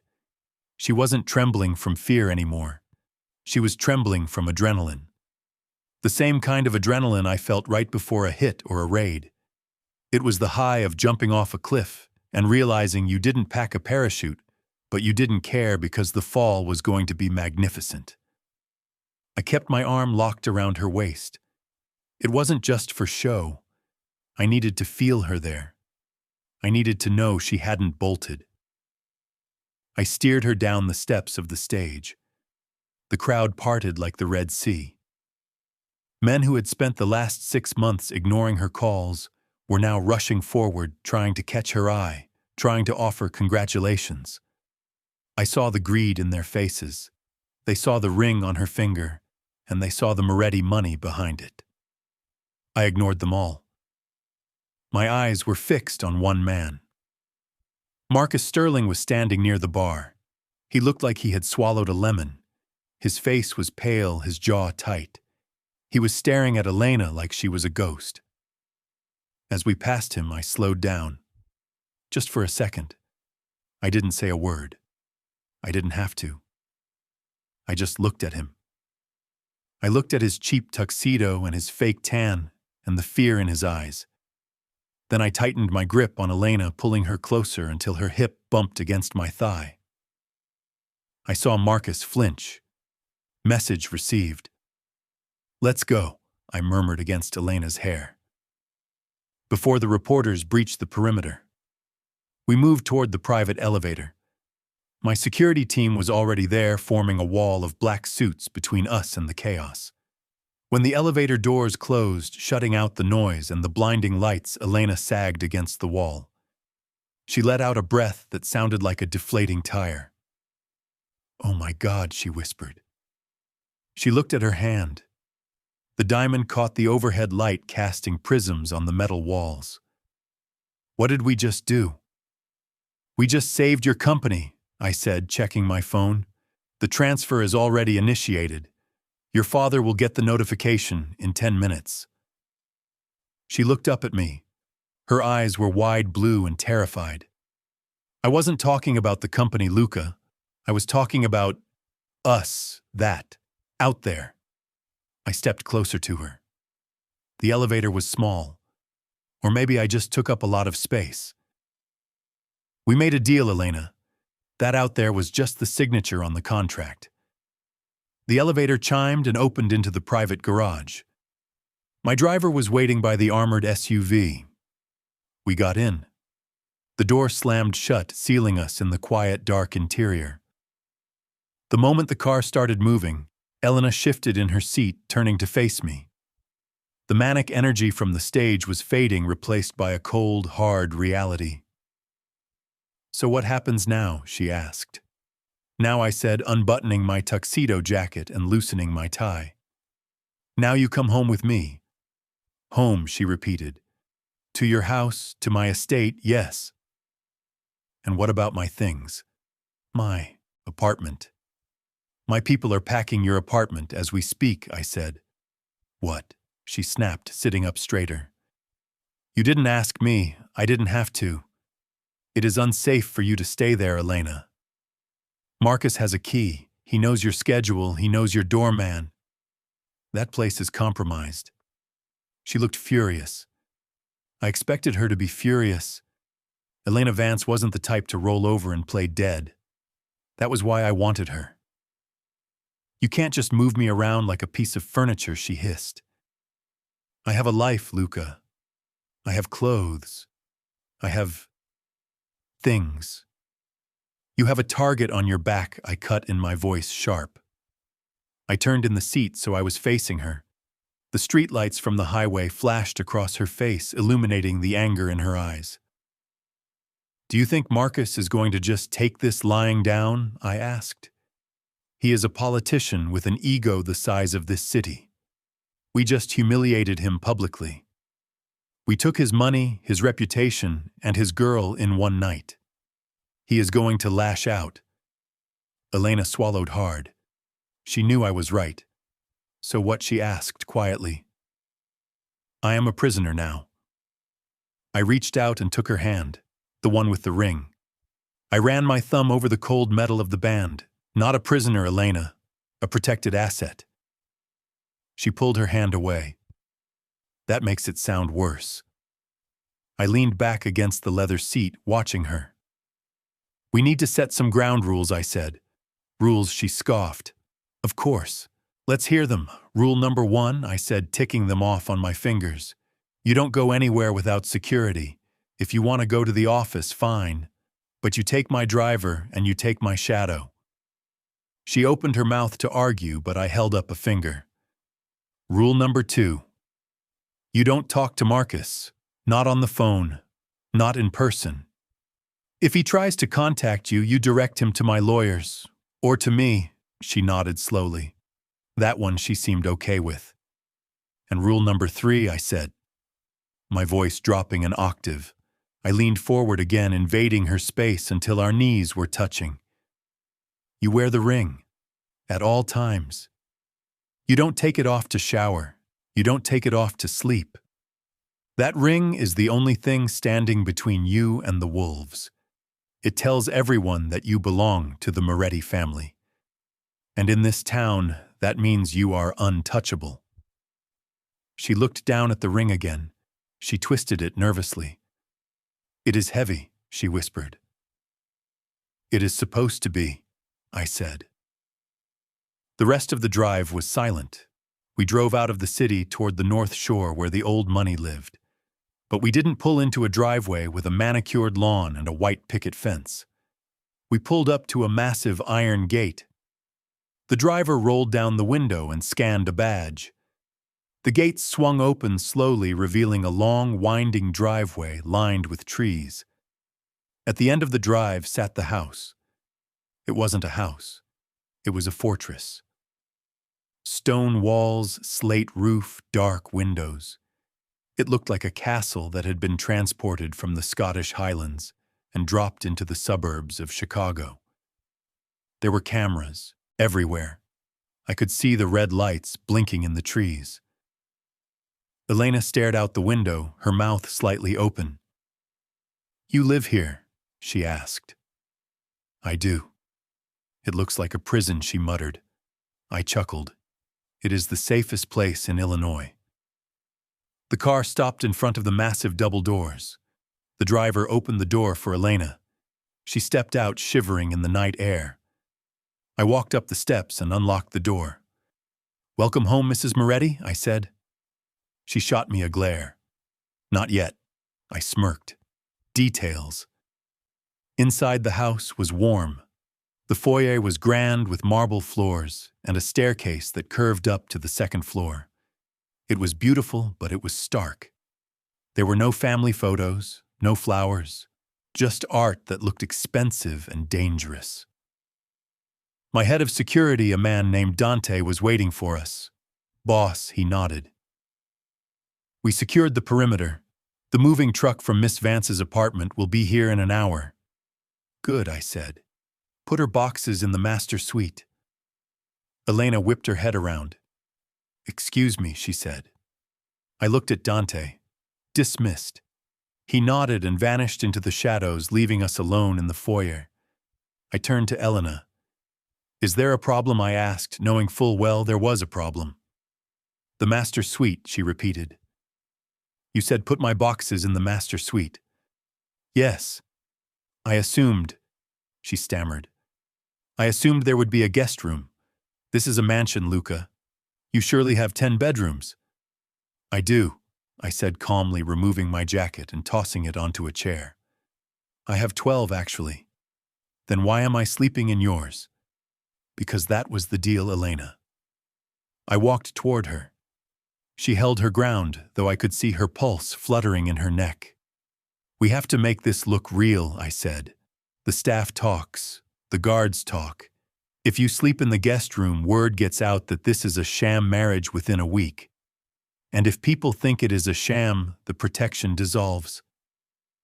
That is ridiculous, she argued. We can just tell them we are traditional, that we are waiting for the wedding. I laughed. I couldn't help it. Elena, I said, stepping close enough to touch her. We destroyed an office together on the first night we met. I think the ship has sailed on us being traditional. She flushed pink. I am not sleeping with you, she said stubbornly. Not like that. Not just because you bought my debt. I looked at her. Really looked at her. She was exhausted. She was fighting a battle she knew she couldn't win, but she was fighting anyway. I admired that. I am not asking you to put out Elena. I said, my voice softer now. The bed is a California king. It is big enough for 2 people to sleep without touching. She crossed her arms. And if I don't trust you, I smiled. You trusted me enough to get in my car that night at the bar. You trusted me enough to let me tie your hands. You trust me. She looked away, biting her lip. Fine, she whispered. But if you try anything, I swear I will. You will, what I asked, amused. I will use the knife I keep in my boot, she said. I laughed. You have a knife in your boot? Since the engagement ended, she said seriously. I grinned. That was my girl. Keep the knife, I said. I sleep better knowing you are armed. I gestured to the stairs. Go up. First door on the right. The bathroom is stocked. Take a shower. Wash off the gala. I have some calls to make. She hesitated, then turned and started up the stairs. Elena, I called out. She stopped halfway up and looked down at me. She looked like a queen ascending her throne. What? I just wanted to tell you, I said, looking at her legs where the slit of the dress fell open. You look good in my house. She didn't smile, but her eyes darkened. She turned and continued up the stairs. I watched her go. I waited until I heard the bedroom door click shut. Then I let out a long breath. This was going to be torture. Sleeping in the same bed with her, smelling her, knowing what she tasted like and not touching her. It was going to be hell. But I was a patient man. I had waited 6 months to get her back. I could wait a little longer for her to realize that she didn't just want my protection. She wanted me. I walked into my office and poured myself a drink. I picked up the phone. It is done, I told the lawyer on the other end. Transfer the funds. And send a cease and desist to Senator Sterling. Tell him if he mentions the name Vance again, I will sue him for defamation, and then I will break his legs. I hung up. I took a sip of whiskey. It burned, but it felt good. The war had started. And I had the queen. Now all I had to do was keep her. Chapter 8. Elena.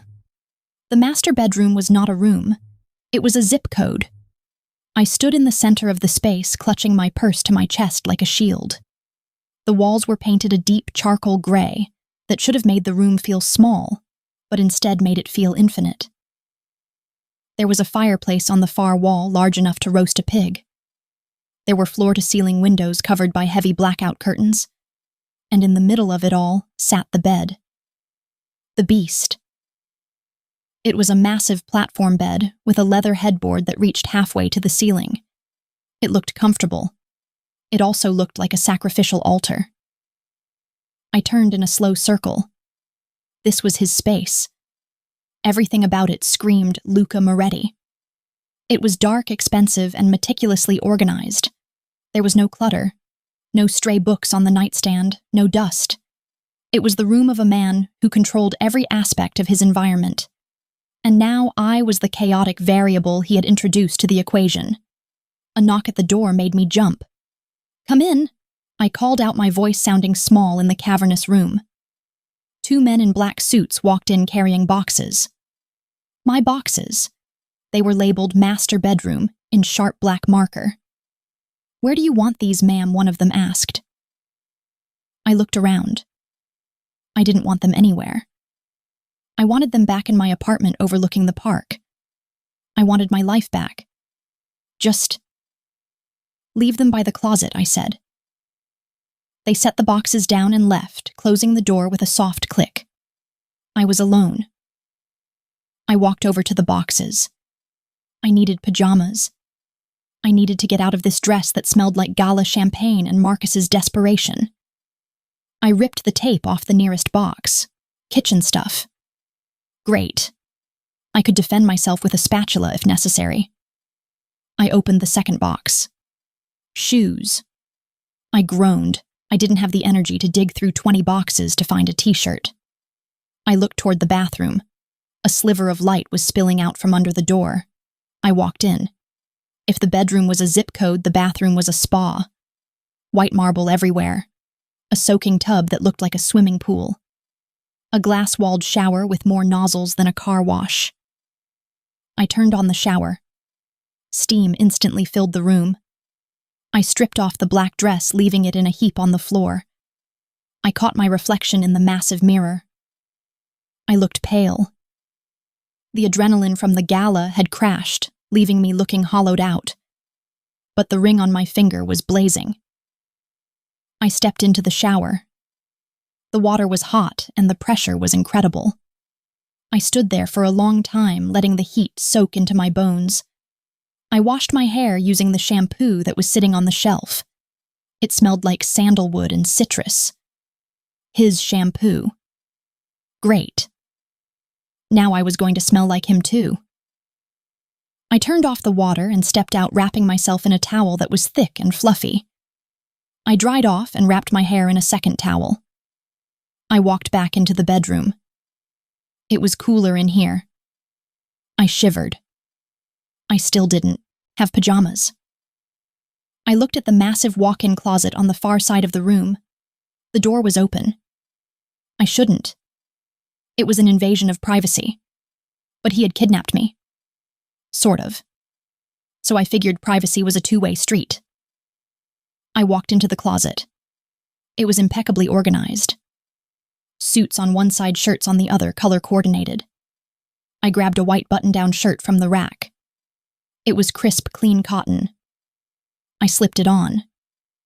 It swallowed me whole. The hem hit my mid-thigh and the sleeves hung past my hands. I rolled the sleeves up and buttoned it halfway. It smelled like him. Of course it did. I walked back into the bedroom just as the door handle turned. I froze. Luca walked in. He had ditched the tuxedo jacket and the tie. His white shirt was unbuttoned at the top, revealing the hollow of his throat and a dusting of dark hair. He was holding a glass of amber liquid in one hand and his phone in the other. He stopped when he saw me. His eyes traveled down my legs, then up to the oversized shirt, then finally to my face. A slow, appreciative smirk spread across his lips. "That looks better on you than it does on me," he said. I crossed my arms, trying to look dignified, while wearing a stolen shirt and a towel turban. "I couldn't find my pajamas," I said defensively. "My boxes are a mess." "Consider it a gift," he said, walking over to the nightstand and setting his drink down. He sat on the edge of the bed and started to unlace his shoes. His movements were weary. He looked tired now that the show was over. The predator was off the clock.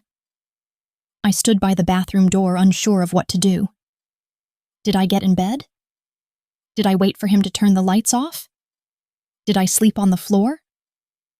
"Are you going to stand there all night guarding the bathroom?" he asked, not looking up as he pulled off his socks. "I am assessing the perimeter," I said. He chuckled. "Come to bed, Elena. It has been a long day." I I walked over to the bed. I chose the side furthest from where he was sitting. I pulled back the duvet. The sheets were gray silk. Ridiculous. Who slept on silk? I climbed in. The mattress dipped slightly under my weight. It was comfortable. Dangerously comfortable. I stayed on the very edge of the mattress, clutching the pillow like a life raft. Luca stood up. He unbuckled his belt. I squeezed my eyes shut. "What are you doing?" I squeaked. "I am taking my pants off, Elena," he said, his voice amused. "Unless you want me to sleep in dress trousers, which chafe." I kept my eyes shut. I heard the rustle of fabric, the zipper, the soft thud of clothes hitting the floor. "You can look," he said. "I am wearing boxers." I opened one eye. He was indeed wearing boxers. Black ones. Tight ones. My mouth went dry. He was fit. Incredibly fit. He had the kind of body that wasn't just built in a gym, but built for violence. Scars traced pale lines across his ribs. His arms were corded with muscle. He caught me staring. "Like what you see, princess." I snapped my eyes up to his face. "I have seen better." I lied. "Liar," he whispered. He walked around the bed and climbed in. The mattress shifted, pulling me slightly toward him. I scrambled back to my edge. He reached over and turned off the lamp. The room plunged into darkness. For a moment there was silence. I could hear the wind outside rattling the window panes. I could hear the hum of the house. And I could hear his breathing slow and steady right beside me. So I said into the dark, "We are really doing this. We are really doing this," he confirmed. I turned onto my back, staring up at the ceiling I couldn't see. "My father called me while I was in the shower," I said quietly. "He got the notification about the funds. He was crying, Luca. He hasn't cried since my mother died." I felt Luca shift. "He is a good man, Elena. He didn't deserve to be collateral damage in Sterling's game." "Thank you," I whispered. It cost me to say it, but I meant it. "Don't thank me yet," he said, his voice raspy with sleep. "You haven't seen the bill." I frowned. I thought the marriage was the bill. "That is the down payment," he said. "Being Mrs. Moretti is a full-time job. You have a lot to learn." "I can learn," I said. "I learned how to be a senator's wife. I can learn how to be a mob wife." He laughed softly. It was a dark sound. "It is not the same, Elena. In your old life, the biggest danger was wearing the wrong season's color. In this life, the danger is real." I turned my head on the pillow. I could just make out his profile in the gloom. "I am not afraid of you," I said. He turned his head to look at me. "You should be," he said. He reached out under the covers. I tensed, expecting him to grab me. But his hand just found mine. He interlaced our fingers. His hand was warm and large, enveloping mine completely. "Where is the knife?" he asked. I blinked. "What?" "The knife in your boot. Did you bring it to bed?" I felt a bubble of laughter rise in my throat. "I put it on the nightstand," I said. "Next to the lamp." "Good," he murmured. "Keep it close."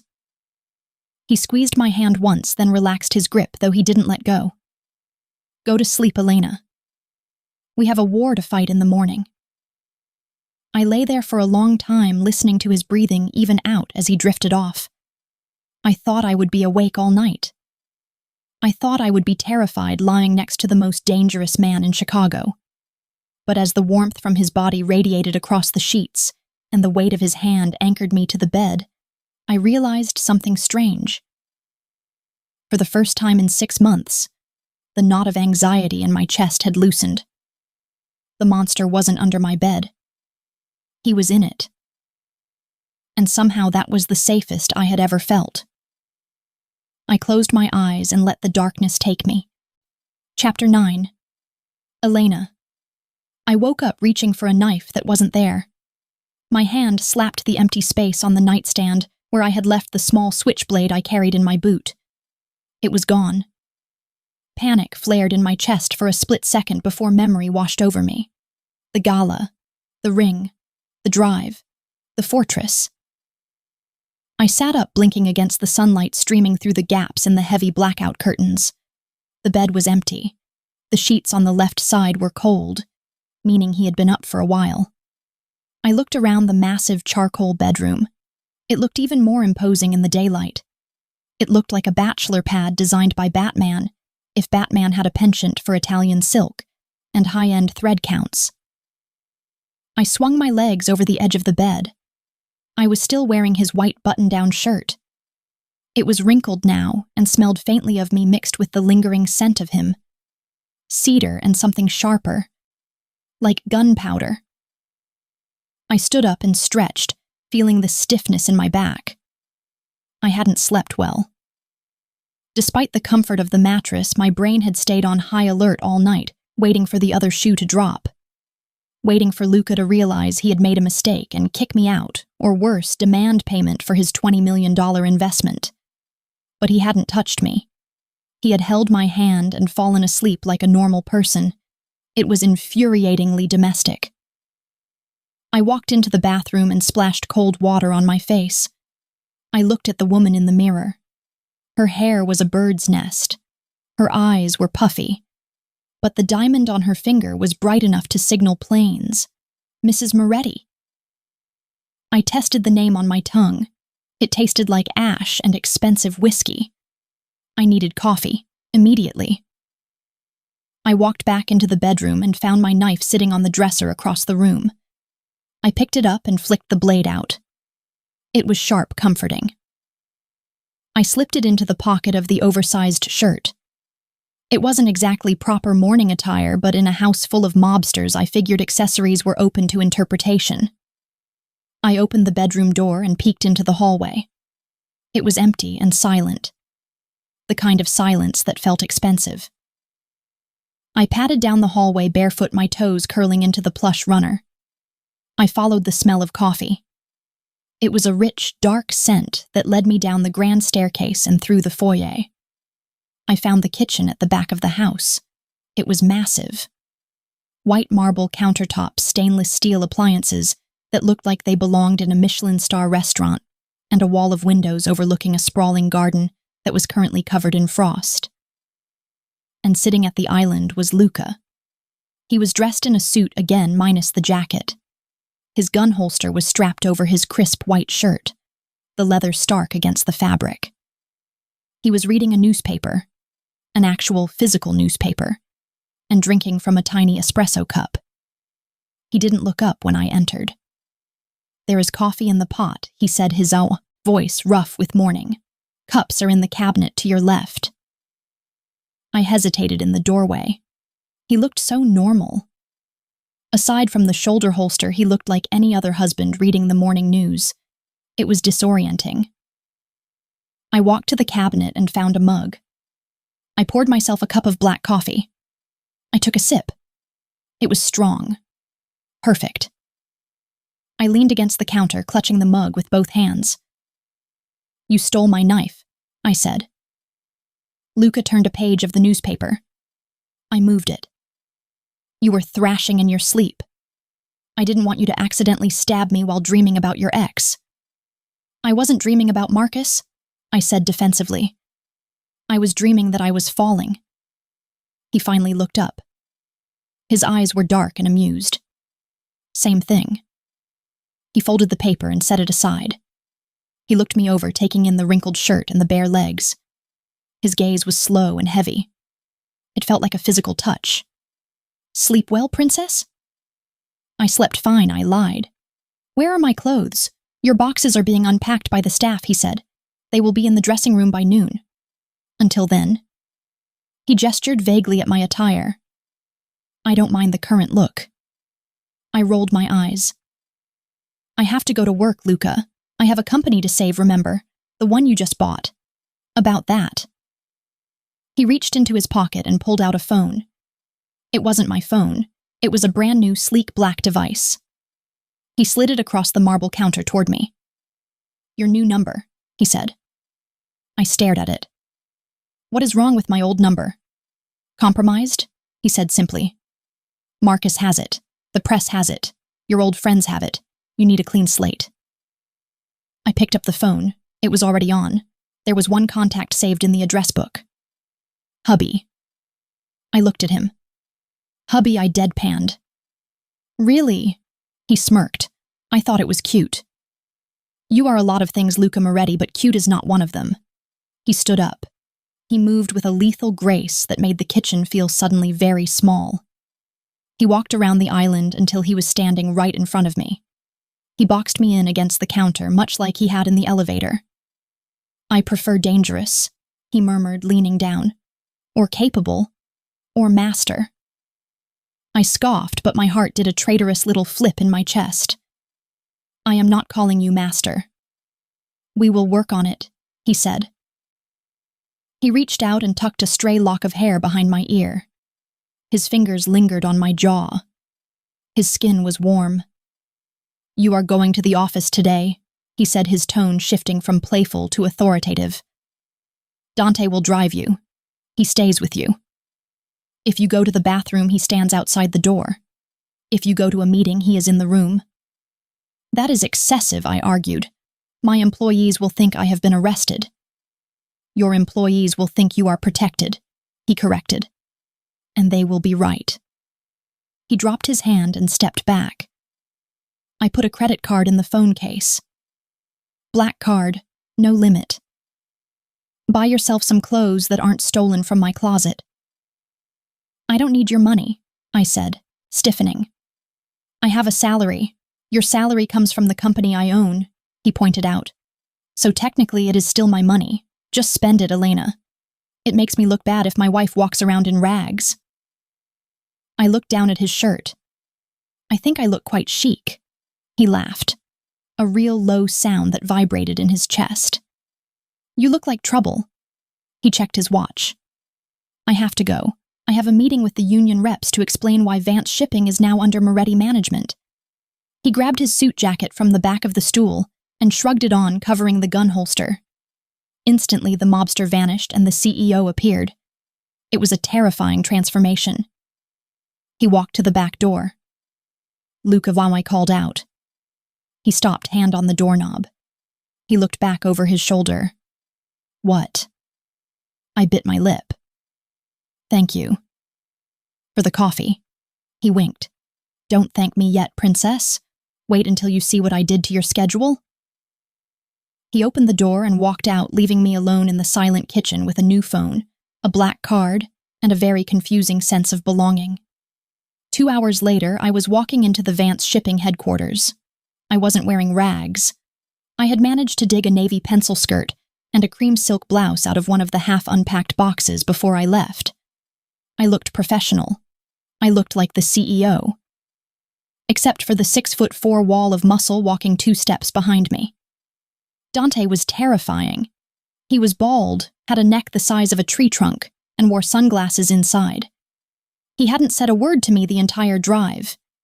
He just opened doors and scanned perimeters like a robotic guard dog. As I walked through the lobby, the chatter stopped.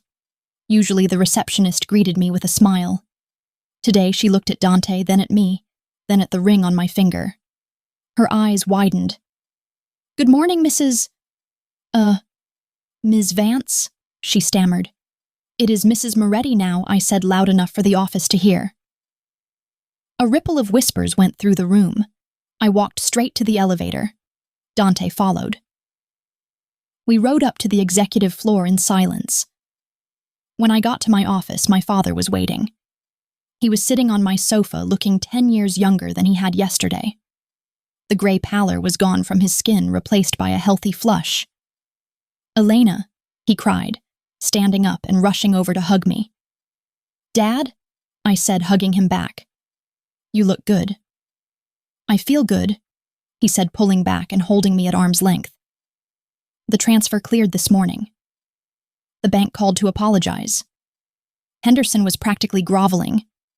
He said it was a clerical error. I snorted. A $20 million clerical error. My father's smile faltered slightly as he looked at Dante, who had taken up a position by the door, arms crossed. Elena, are you okay? My father lowered his voice. This arrangement, with Moretti, is it safe? I looked at Dante. Then I looked at the ring. It is necessary, Dad. But is he hurting you? He asked, his eyes searching my face for bruises. I thought about the coffee. I thought about the hand holding mine in the dark. No, I said honestly. He isn't hurting me. He is just intense. My father sighed. He is a dangerous man, Elena. I did some digging. The stories about him. They aren't just stories. They say he took over the family business by putting his own uncle in the ground. I felt a chill run down my spine. I know who I married, Dad. My father nodded, but he didn't look convinced. Just be careful. When you dance with the devil, you eventually get burned. I walked over to my desk and sat down. I opened my laptop. I am not dancing with him, Dad. I am leading. The day was a blur of damage control. I spent 6 hours in meetings reassuring clients that Vance Shipping wasn't going under. The Moretti name carried weight. When I mentioned the new ownership, people stopped asking about our solvency and started asking very polite questions about shipping rates. Fear, it turned out, was an excellent business strategy. By 5 o'clock, I was exhausted. I started packing up my bag. Dante immediately perked up from his corner. Ready to go, ma'am? He grunted. Yes, Dante. I am ready to go home. Home. I had said it automatically. We walked out of the building. The sun was setting, casting long shadows across the parking lot. Dante opened the back door of the SUV for me. I climbed in. Luca was sitting in the back seat. I jumped, hand flying to my chest. Jesus, I gasped. You scared me. He was working on a tablet, the blue light illuminating his sharp features. He didn't look up. You need better situational awareness, he said. You didn't even check the car before you got in. I thought that was Dante's job, I snapped, buckling my seatbelt. Dante is human. Humans make mistakes. If you want to survive, you trust no one. He finally looked at me. He looked tired, too. He had loosened his tie and unbuttoned his collar.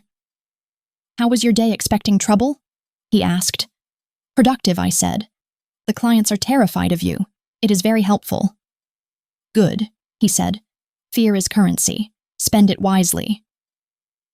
The car pulled out into traffic. We aren't going home, he said. I looked at him. Where are we going? Dinner, he said. I looked down at my skirt. I am not dressed for dinner? You are dressed fine. We are going to a place I own. No dress code. Why, I asked, suspicious. Because he said, closing the tablet and turning to face me fully. We need to be seen. The announcement last night was good, but people need to see us existing. They need to see the happy couple. He reached out and took my hand.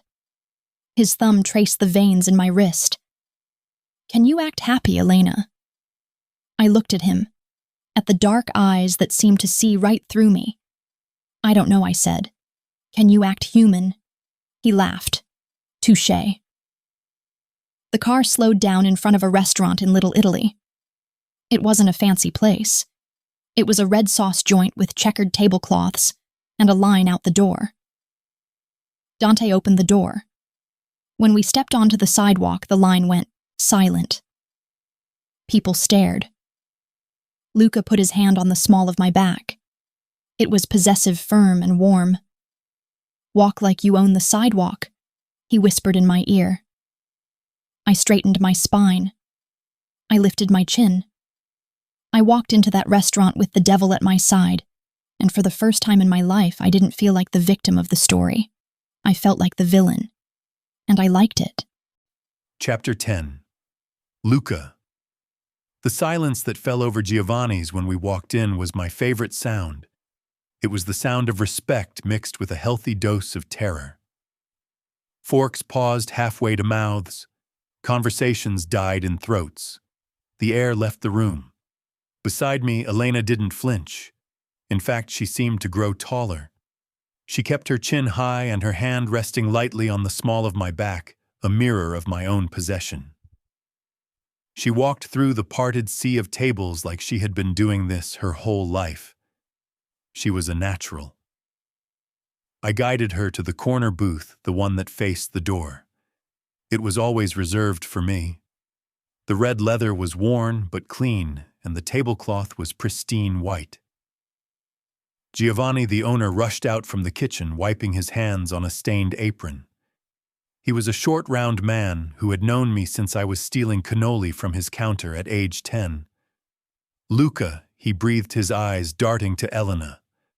And the Signora. What an honor. We heard the news. Congratulations. Thank you, Gio, I said, sliding into the booth. We are celebrating. Bring us the usual, and a bottle of the Barolo, the good stuff from the cellar, not the vinegar you served the tourists. Giovanni laughed nervously. Of course, boss. Immediately. He scurried away. I turned my attention to Elena. She was sliding into the booth opposite me. She looked out of place in her silk blouse and pencil skirt, surrounded by guys in tracksuits and leather jackets. But she also looked like the most dangerous thing in the room. She picked up the menu but didn't open it. You come here often? She asked, scanning the room. I grew up 3 blocks from here, I said. This is my kitchen. She looked at the man at the next table who was studiously avoiding eye contact with us. They are terrified of you, she noted. They are respectful, I corrected. She raised an eyebrow. Is there a difference in your world? Not really, I admitted. Giovanni returned with the wine. He poured it with shaking hands. Elena took a sip. Her eyes lit up. Okay, she said. That is good wine. It costs more than your ex-fiance's car, I said. She smirked. You really hate him, don't you? I leaned forward, resting my elbows on the table. I hate what he represents, Elena. He is a man who thinks power comes from a title or a vote. He thinks he can buy loyalty with tax cuts. He is soft. And you, she asked. You are hard. I held her gaze. The air between us crackled.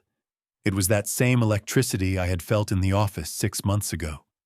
The kind that made me want to clear the table and finish what we started. I am real, I said. My power doesn't come from a ballot box. It comes from the fact that everyone in this room knows exactly what I am capable of, and they know I keep my word. The food arrived before she could respond. Massive platters of pasta glistening with red sauce meatballs the size of softballs and crusty bread that smelled like heaven. We ate. It wasn't a polite dinner.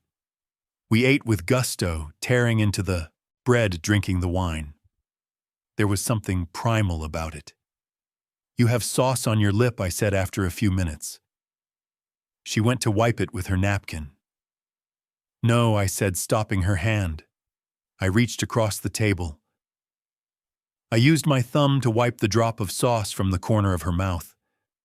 Then I brought my thumb to my own lips and licked it off. Her pupils blew wide. Her breath hitched. The tension at the table spiked. I could feel the heat radiating off her. She wasn't scared. She was turned on. You are trying to intimidate me, she whispered. Is it working? I asked. She leaned in. It is making me want to skip dessert. I almost groaned. She was playing with fire and she knew it. Before I could drag her out of the booth and take her home to test that theory, the mood shifted. I felt it before I saw it.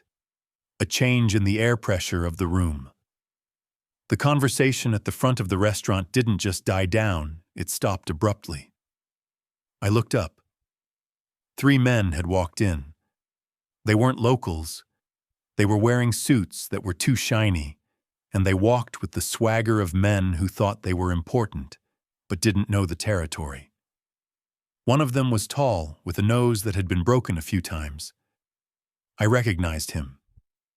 Vinny the Rat Moretti. No relation. Just a low-level enforcer for a rival crew who had been sniffing around my docks lately. He spotted me. He smiled. It was a bad smile. He walked over to our table, ignoring the sudden silence of the room. His two goons flanked him. Dante stepped forward from the shadows by the door, but I held up a hand. "Let him come," Luca Vinny said, stopping at the edge of our table.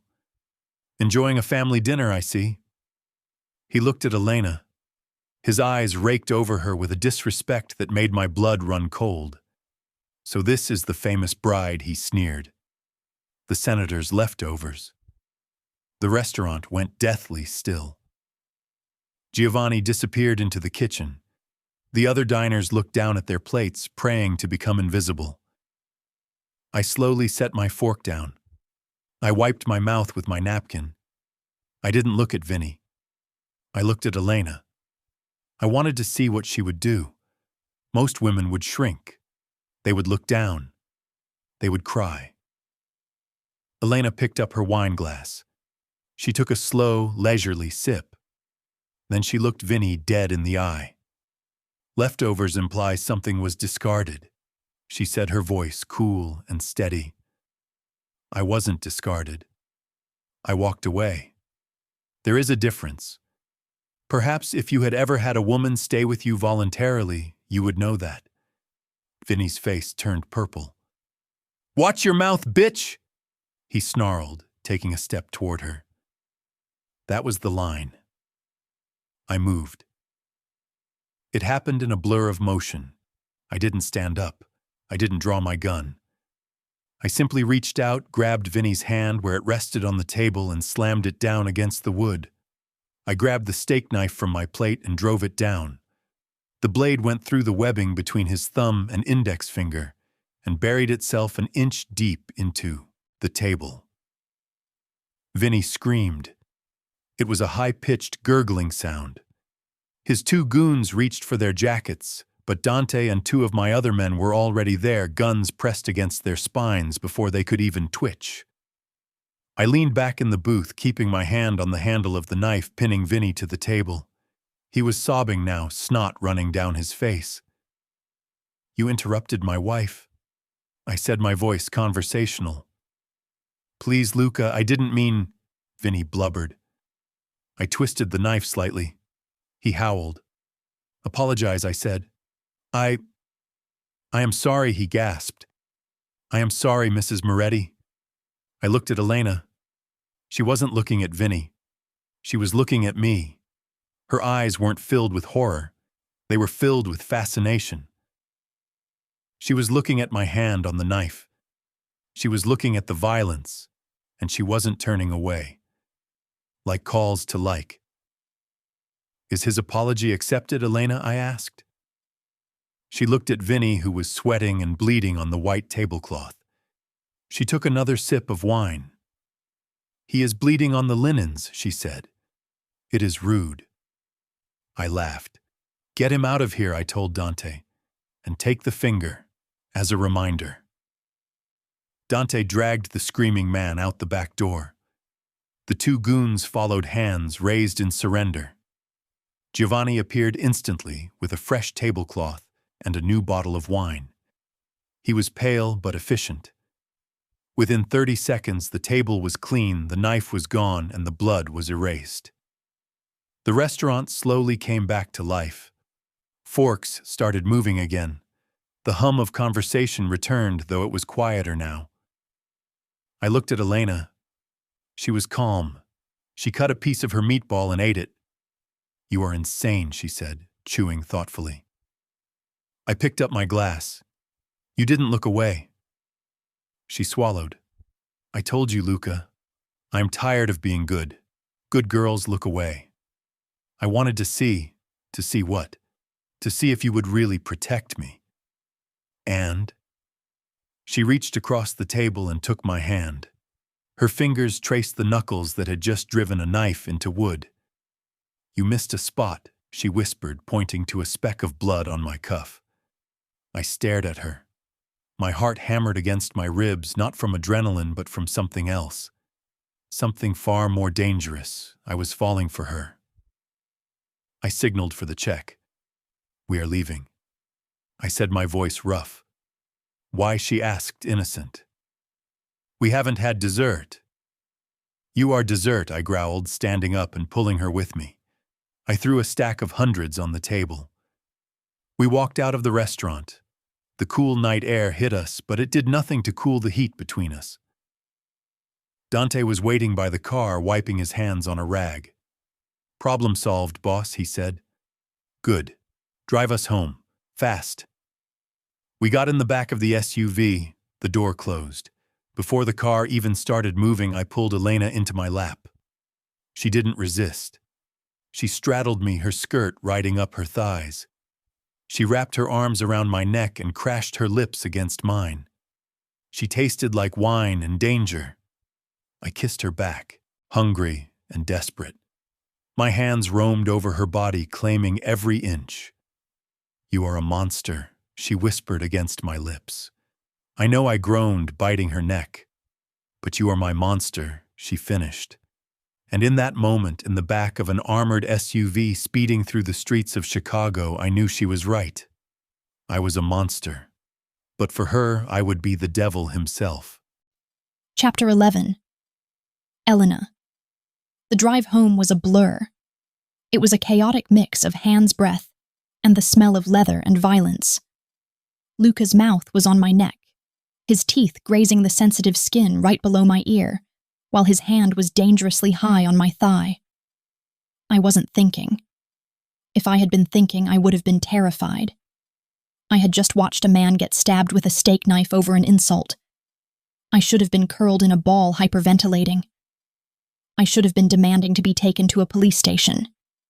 Instead, I was straddling the man who held the knife, trying to get closer to him. Dante cleared his throat from the front seat. He turned the radio up.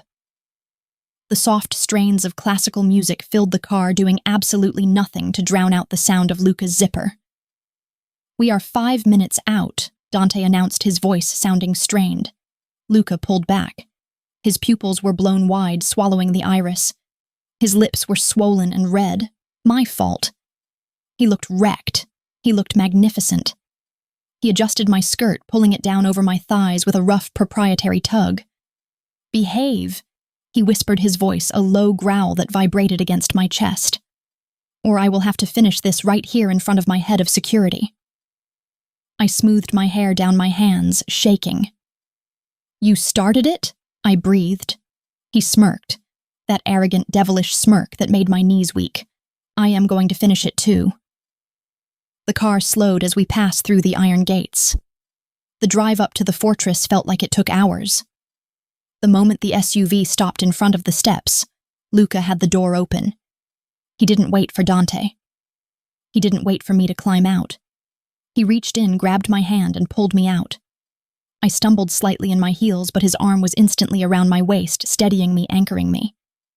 Inside, he barked to Dante, not looking back. We walked up the steps. No, we ran. It was a frantic race to the door. Luca fumbled with the keys for a second, the first time I had ever seen his hands lack precision, before the lock clicked.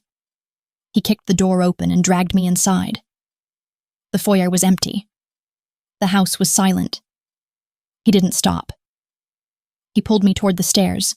My heels clicked loudly on the marble, echoing in the vast space. Luca! I gasped, trying to catch my breath as we reached the landing. Bedroom, he said. Now. We burst into the master suite. He kicked the door shut behind us with a resounding thud that shook the walls. Then he pinned me against it. His hands were everywhere, in my hair, on my waist, gripping my hips. He kissed me like he was trying to devour me.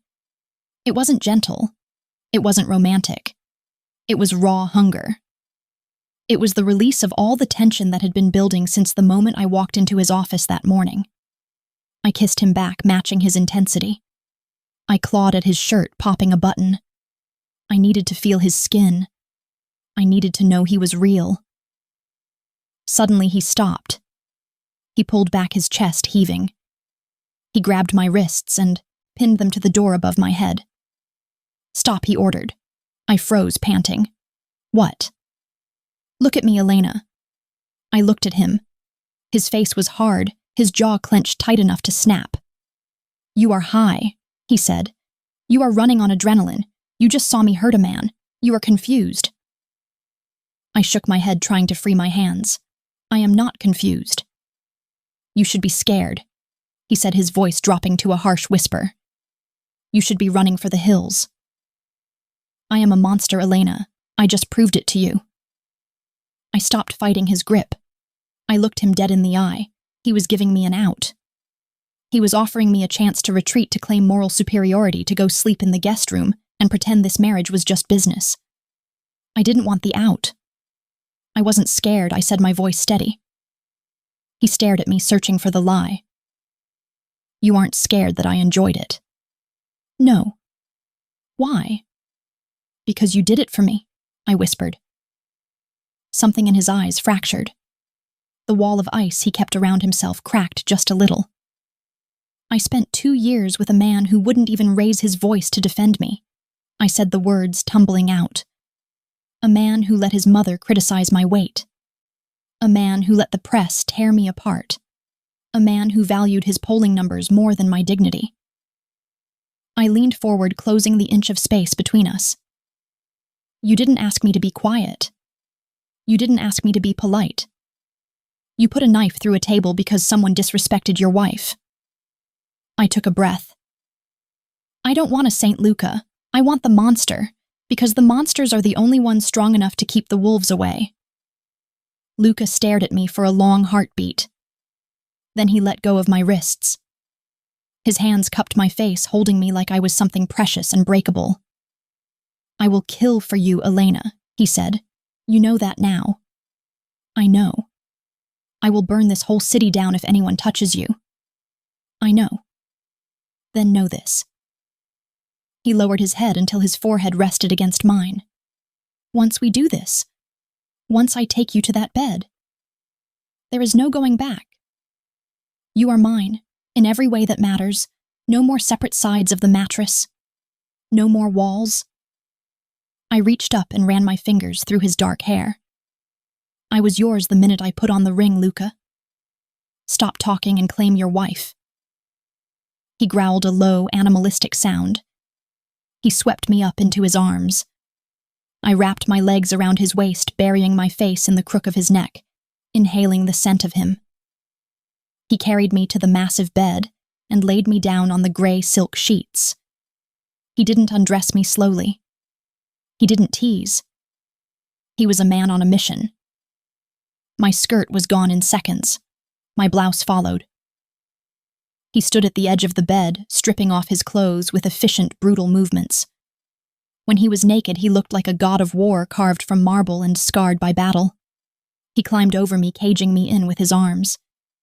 He kissed me again, and this time it was slower, deeper. It was a promise. He worshipped my body. His hands were rough, but his touch was reverent. He explored every curve, every scar, every shiver. He made me feel beautiful.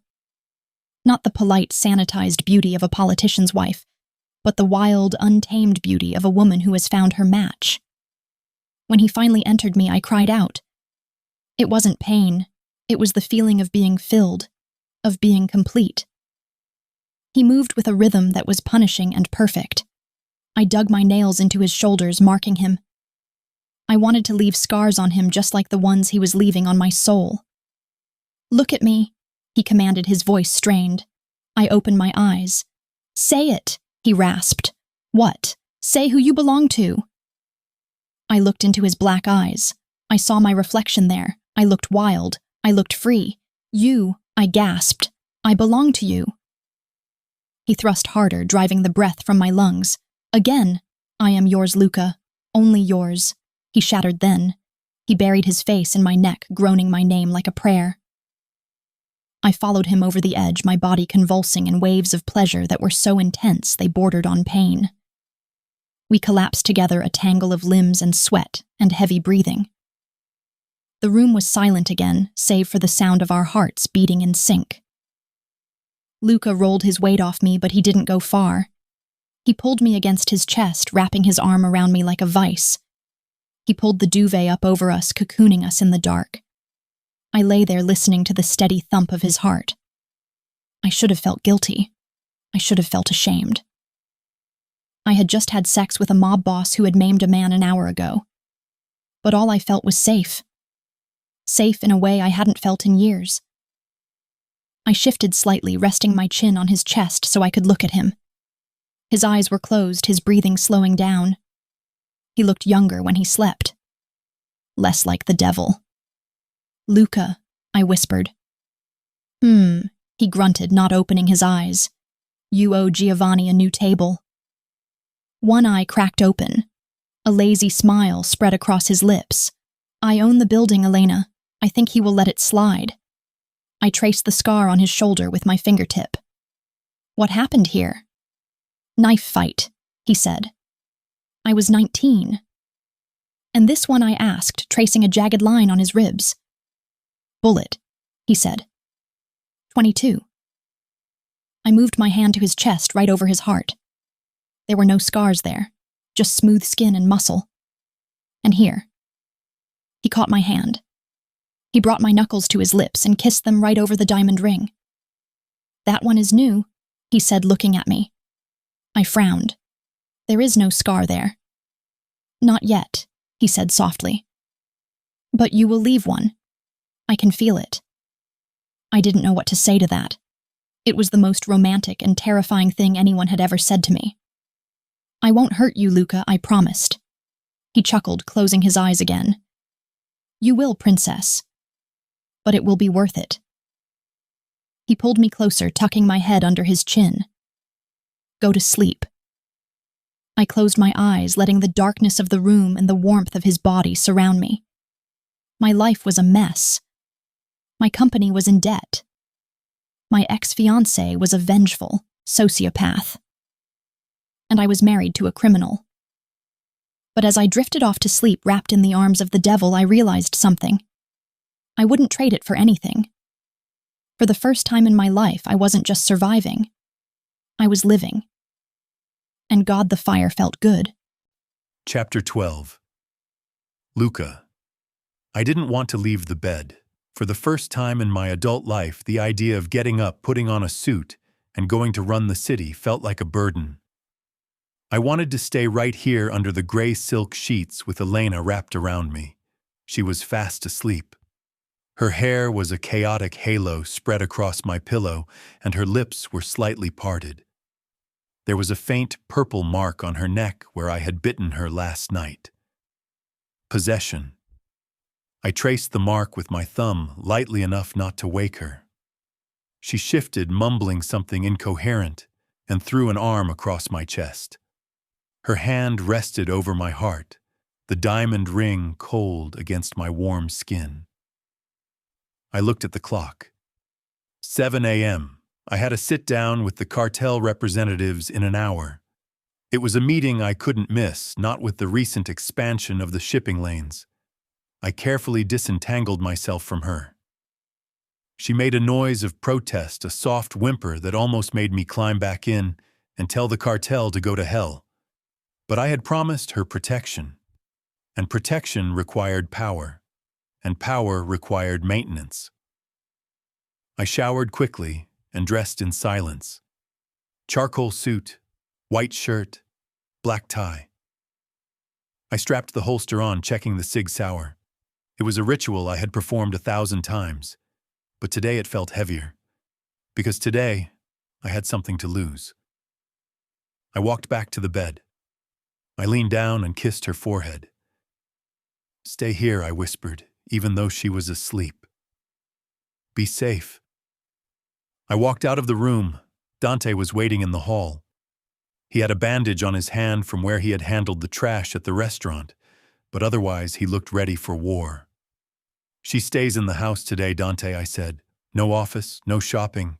I don't like the chatter on the streets. Sterling is too quiet."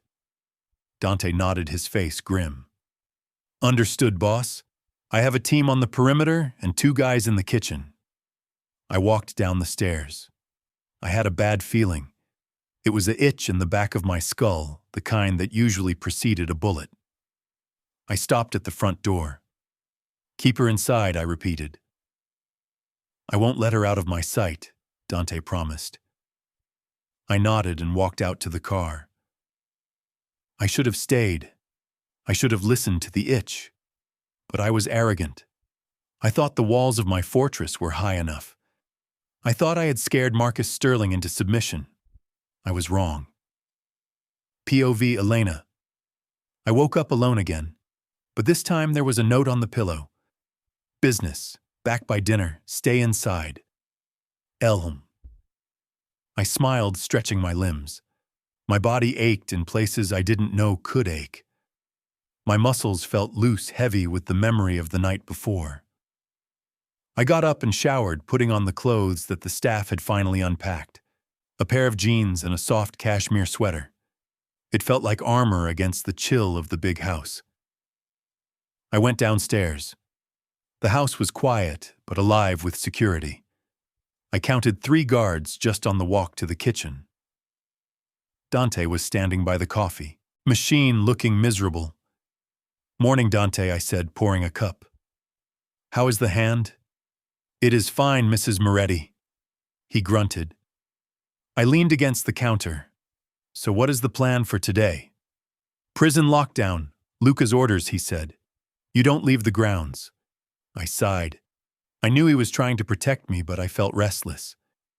My phone buzzed in my pocket. It was my father.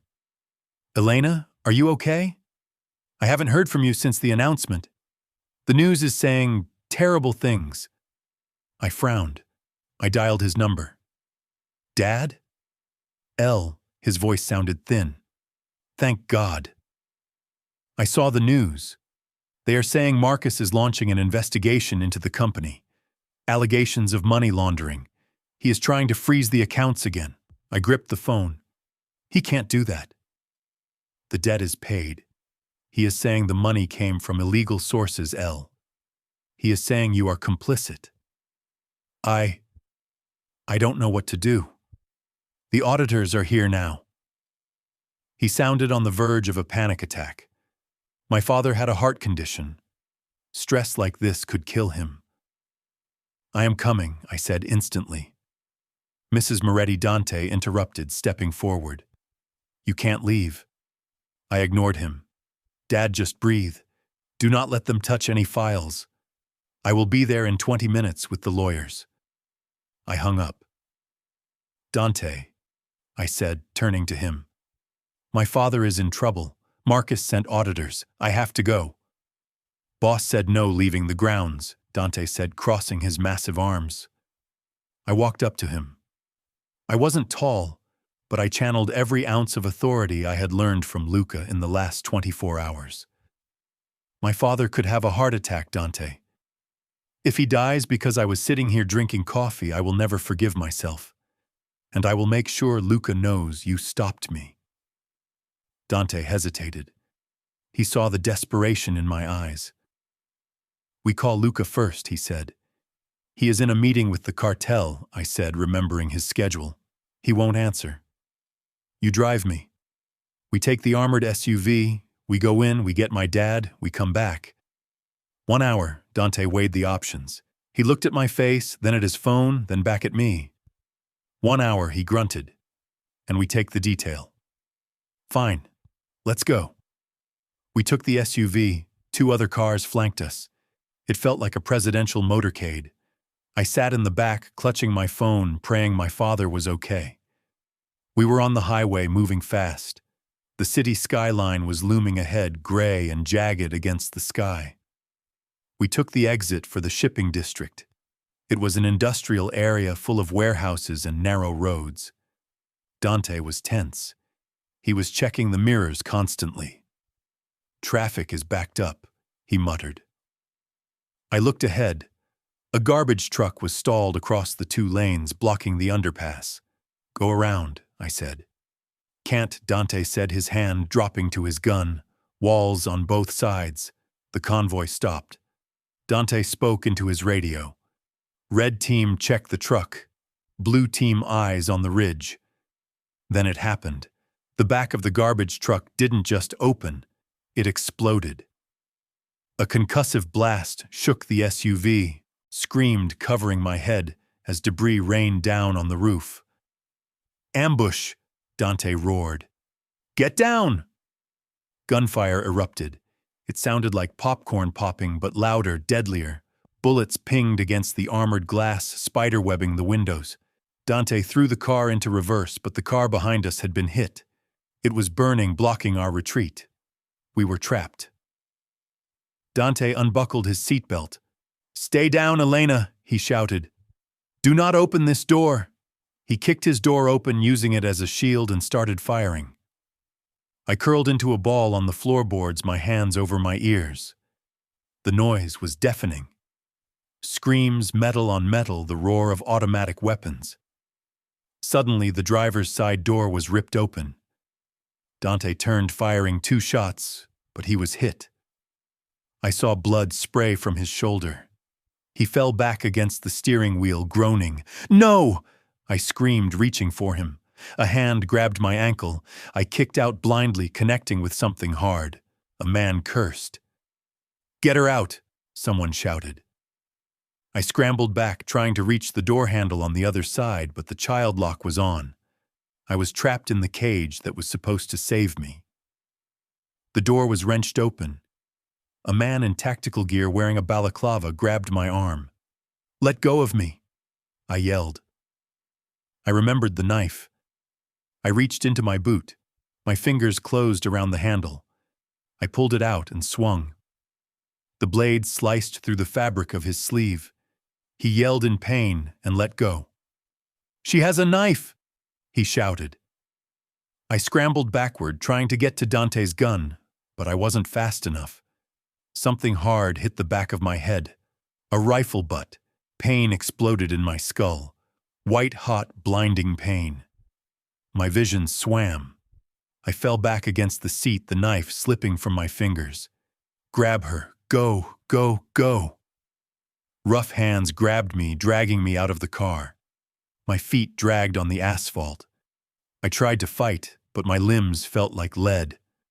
I saw Dante trying to lift his gun, his hand shaking, blood pooling on his chest. "Elena," he wheezed. I looked up at the gray sky. I saw the face of the man dragging me. He pulled his mask down to spit. He wasn't a mercenary. I recognized him from the gala. He was Marcus's head of security. "Tell Luca," I whispered before the darkness took me. "Tell him to burn it all." POV Luca, the meeting was going poorly. The cartel representative, a man named Hector, was trying to renegotiate the percentages on the shipment coming in from Veracruz. He was being greedy. I was about to tell him exactly where he could shove his percentages when my phone rang. It was the emergency line, the one that bypassed all filters. The room went silent. You didn't interrupt a sit-down for a phone call unless someone was dead. I held up a hand to Hector. I answered. "Moretti. Boss." It was one of the perimeter guards. His voice was panicked. There was a firefight on the I-90 off-ramp. Dante's convoy. My blood turned to ice. "Dante is at the house," I said calmly, though my hand was gripping the phone hard enough to crack the screen. "No, boss. They left 20 minutes ago. Mrs. Moretti, she went to get her father. They got hit." I didn't say a word. I didn't breathe. I stood up. Hector started to speak. "Luca, we are not finished." I pulled my gun and shot Hector in the knee. He screamed, collapsing to the floor. His guards drew their weapons, but my men were faster. "Meeting adjourned," I said, my voice sounding like it was coming from the bottom of a grave. I walked out of the room, stepping over the writhing man. "Get the car," I told my driver. We drove. I didn't care about speed limits. I didn't care about red lights. I drove like a man possessed. When I got to the underpass, the police were already there. Fire trucks were spraying foam on the burning wreckage of the lead car. I slammed the Mercedes into park and got out. "Sir, you can't be here," a cop shouted, running toward me. I looked at him. One look. He stopped. He recognized me. Or maybe he just recognized death when he saw it. He stepped back. I walked through the smoke. I found the SUV. It was riddled with bullets. The tires were blown out. Dante was sitting on the ground, leaning against the barrier. Paramedics were working on his shoulder. He looked pale, like he had lost half his blood volume. He looked up when he saw me. "Boss," he croaked. "Where is she?" I asked. Dante closed his eyes.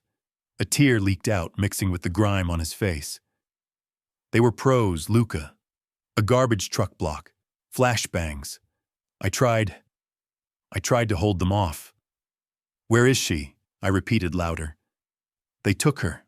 A black van. No plates. Heading east. I looked into the back of the SUV. It was empty. Except for one thing. Lying on the floor mat, glinting in the flashing lights of the police cruisers, was a small silver switchblade. The tip was stained with blood. She had fought. My brave, foolish girl had fought. I picked up the knife. I wiped the blood on my thumb. I turned to the cop who was standing nervously nearby. "Who did this?" I asked. "We don't know, Mr. Moretti. Witnesses say it was paramilitary. No IDs. I knew. I didn't need witnesses. I didn't need license plates. I knew exactly who was desperate enough to hire mercenaries to hit a mob convoy in broad daylight. Marcus Sterling. He thought he had leverage. He thought that by taking her, he could force me to back down. He thought he could use her as a bargaining chip to get his reputation back. He had made a fatal miscalculation. Elena wasn't leverage. She was the trigger. I walked back to my car. I dialed my second in command. "Wake everyone up," I said. "Who do we hit, boss?" he asked. "Everyone," I said. "Call the Russians, call the Irish, tell them the Moretti family is going to war, close the city, shut down the bridges, block the tunnels. Nothing leaves Chicago." "But the police." "I don't care about the police," I roared, slamming my fist against the roof of the car, denting the metal. "I want every street corner watched. I want every warehouse searched." I got into the car. I gripped the steering wheel, the leather groaning under my hands. "Find Marcus Sterling," I whispered into the phone. "Do not kill him. Bring him to me." I looked at the bloody knife in my hand. I am going to peel the skin from his body 1 inch at a time. I started the car. The engine roared. "You wanted a monster, Elena. I am coming." Chapter 13. Elena. I woke up to the taste of copper and the smell of rot. My head felt like it had been split open with an axe. The throbbing was a rhythmic, nauseating beat behind my eyes. I tried to move my hands to touch the sore spot on my skull, but my wrists were fused together. Zip ties, tight, cutting into the circulation. I blinked my eyes open, fighting the blurriness. I was in a chair. A metal folding chair bolted to a concrete floor. The room was vast, dim, and smelled of diesel and dead fish. A warehouse. Probably one of the abandoned ones near the old Navy yards that the city had been trying to gentrify for a decade. "You're awake." The voice was familiar. It used to sound like safety. Now it sounded like nails on a chalkboard. I lifted my head. It felt heavy, like a bowling ball on a toothpick neck. Marcus stood in front of me. He looked terrible.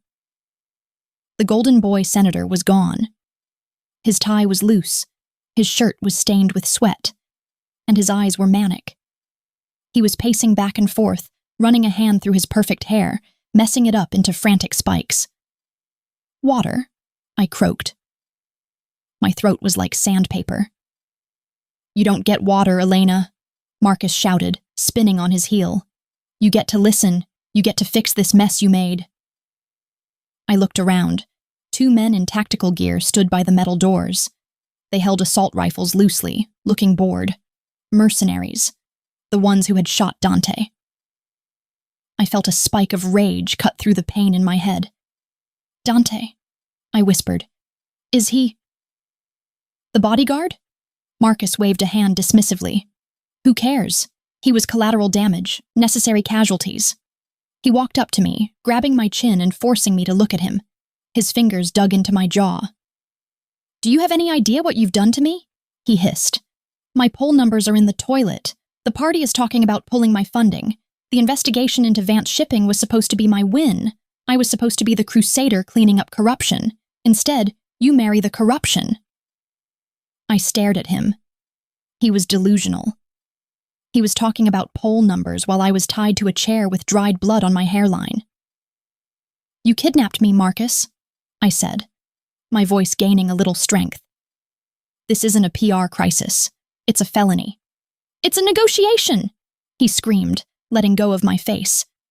He paced away again, gesturing wildly. I have a plan. We draft a statement. You say Moretti forced you. You say he drugged you, threatened your father. We annul the marriage. I rescue you. I look like a hero. You look like a victim. And Moretti goes to prison for kidnapping. It's perfect. I started to laugh. It hurt my ribs, but I couldn't stop. It was a dark, jagged sound that bounced off the concrete walls. Marcus stopped pacing. He looked at me with genuine confusion. Why are you laughing? Because, I wheezed, leaning back in the uncomfortable chair. You think you're still playing politics. You think you can spin this. I looked him dead in the eye. You didn't kidnap a socialite, Marcus. You kidnapped Luca Moretti's wife. You didn't start a scandal. You started a war. Marcus sneered. Moretti is a thug. He's a brute in a suit. I have the police commissioner on speed dial. I have federal agents waiting to raid his house. He can't touch me. He doesn't need the police, I said softly. He won't call the cops, Marcus. He won't sue you. He's going to come through that door, and he is going to kill everyone in this room. Marcus paled slightly, but he shook his head. He doesn't know where we are. This building is under a shell corporation owned by a shell corporation. It's a ghost. Boom. The sound wasn't a knock. It was a concussion. The massive metal rolling door at the far end of the warehouse didn't just open. It buckled. A massive black truck, an armored battering ram, smashed through the metal like it was tin foil. Dust and debris exploded into the air. The screech of tearing metal was deafening. The two mercenaries by the door didn't even have time to raise their rifles. The truck didn't stop. It plowed through the crates, drifting sideways, creating a wall of steel between the entrance and the center of the room. Marcus screamed, stumbling back. What is that? Stop them! The mercenaries opened fire on the truck. Bullets sparked harmlessly off the reinforced plating. Then the lights went out. Someone had cut the power. The warehouse plunged into gloom, lit only by the headlights of the truck cutting through the swirling dust. Then the shooting started. It wasn't the chaotic spray of the mercenaries. It was precise. Pop, pop, pop, pop. I saw muzzle flashes from the shadows in the rafters. Snipers. One mercenary dropped, his chest exploding red. The other spun around, firing blindly into the dark, before a single shot took him in the throat. He gurgled and fell. Silence. Heavy, terrifying silence. Marcus scrambled backward, pulling a small handgun from his waistband. He grabbed the back of my chair, hauling me up. Get up, he shrieked. Stand up. He dragged me backward, pressing the barrel of the gun against my temple. He was shaking so hard the metal chattered against my skull. I'll kill her, Marcus screamed into the darkness. I swear to God, Moretti, I'll blow her brains out. From the cloud of dust near the truck, a shadow emerged. He walked slowly. He wasn't running. He wasn't taking cover. He walked with the terrifying confidence of a man who knows he is the apex predator.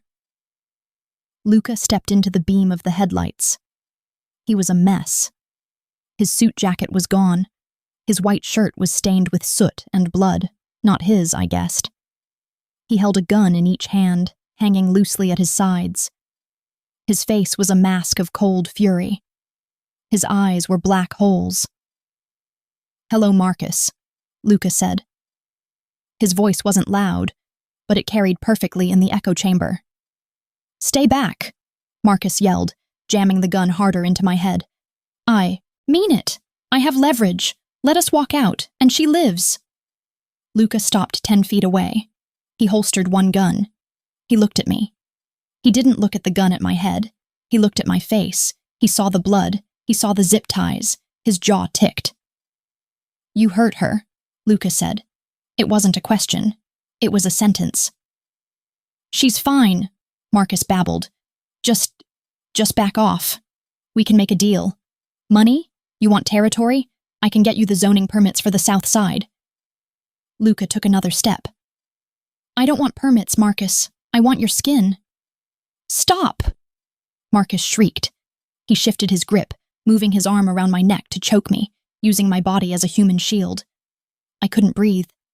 The zip ties dug into my wrists. I felt helpless. No, I wasn't helpless. I remembered the restaurant. I remembered the knife. I remembered Luca telling me, "You are the weapon." Marcus was focused on Luca. He was terrified of the monster in front of him. He wasn't paying attention to the victim in his arms. I waited. Luca took another step. Marcus flinched, his body tensing. Now. I threw my weight back. I didn't try to pull away. I slammed my head backward with every ounce of strength I had. My skull connected with Marcus's nose. There was a sickening crunch. Marcus howled, his grip loosening instinctively, as blood gushed from his broken face. His gun hand wavered. That split second was all Luca needed. He didn't shoot Marcus. That would have been too quick. He fired a single shot. The bullet hit Marcus's right hand, the hand holding the gun. Marcus screamed, dropping the weapon. His hand was a ruin of red mist and shattered bone. I threw myself to the floor, rolling away from him. Luca was on him before he hit the ground. It wasn't a fight. It was an execution. Luca tackled Marcus, driving him into the concrete. He didn't use his gun. He used his fists. Thud, thud, thud. The sound of fist-meeting flesh was wet and heavy. Marcus was screaming, begging.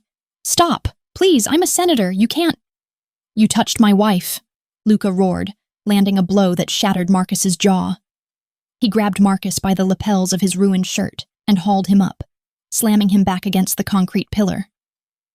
Marcus slid down, a sobbing, broken mess. He looked up at Luca through swollen eyes. I can fix this, Marcus gurgled, spitting teeth. Luca stood over him. He looked like a demon. He adjusted his cuffs, his chest heaving. He looked over at me. Elena, he said, his voice surprisingly steady. Turn around. I lay on the floor, breathing hard. My wrists were still bound. No, I said. Luca looked at me. Turn around, baby. You don't need to see this. I told you, I rasped, pushing myself up to a sitting position. I don't look away. Luca stared at me for a long moment. Respect flared in his eyes. He nodded. He turned back to Marcus. You wanted to be a hero, Marcus, Luca said, pulling his Sig Sauer from his holster. But heroes die. Luca, wait, Marcus begged, raising his good hand. Luca didn't wait. Tell the devil I sent you. Bang. One shot, center of the forehead. Marcus Sterling slumped back against the pillar. The senator from Illinois was dead. The silence rushed back into the room, ringing in my ears. Luca holstered his weapon. He turned immediately to me. He was on his knees in front of me in a second. His hands, bloody, bruised, shaking slightly, reached for me. Elena, he breathed. Elena, look at me. I looked at him.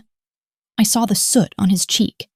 I saw the terror in his eyes that hadn't been there when he was killing Marcus. I'm okay, I whispered. He hit you, Luca said, his fingers ghosting over the bruise on my temple.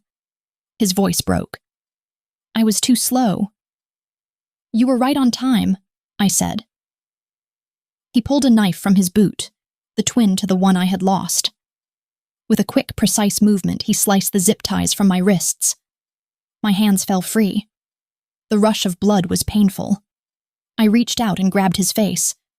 I smeared his own blood on his cheek, but I didn't care. "Dante?" I asked.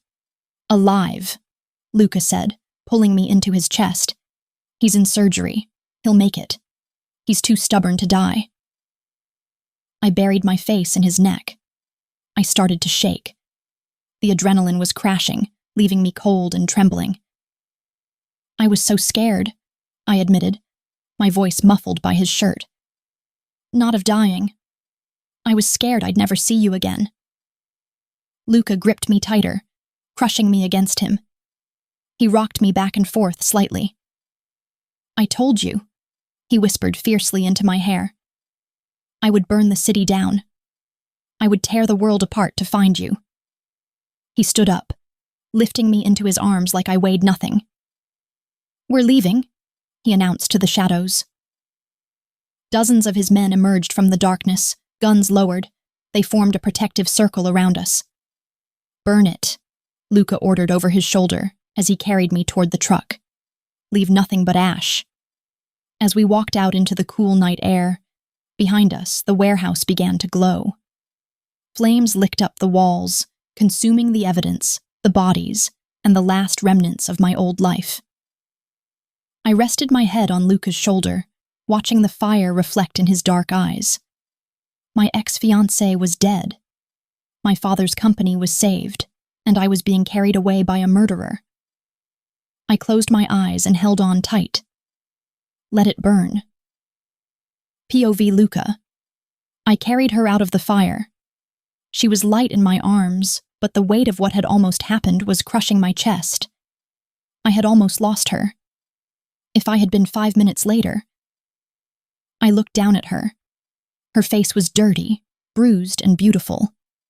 She was asleep, or passed out from exhaustion, her hand gripping my shirt collar in a death grip. I walked past the police cars that had finally arrived at the perimeter. The cops saw us. They saw the fire. They saw the dead bodies of the mercenaries scattered outside. They didn't stop me. One officer took a step forward. But his partner grabbed his arm and shook his head. They knew better. Tonight, the laws of Chicago didn't apply. Tonight, it was just jungle law.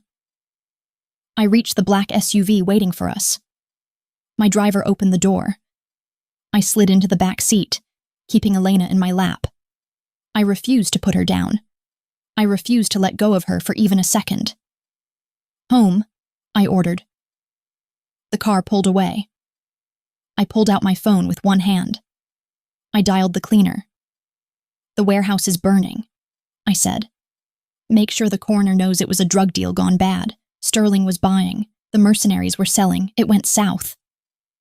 "Understood, Mr. Moretti." I hung up. I looked down at Elena. She stirred, wincing slightly. "Luca?" she mumbled. "I'm here, baby," I soothed, brushing the hair from her sticky forehead. "We're going home." "Did we win?" she asked sleepily. I looked at the blood on my knuckles. I looked at the woman in my arms. "Yeah," I whispered, kissing the top of her head. "We won." But looking at the bruise on her temple, I knew the war wasn't over. It was never over. There would always be another enemy, another threat. But next time, they wouldn't just face the devil. They would face the devil and his queen. And God help anyone who tried to come between us. Chapter 14. Luca. The water in the shower was turning pink. It swirled around the drain, carrying away the soot from the warehouse, the dirt from the floor, and the blood of a United States senator.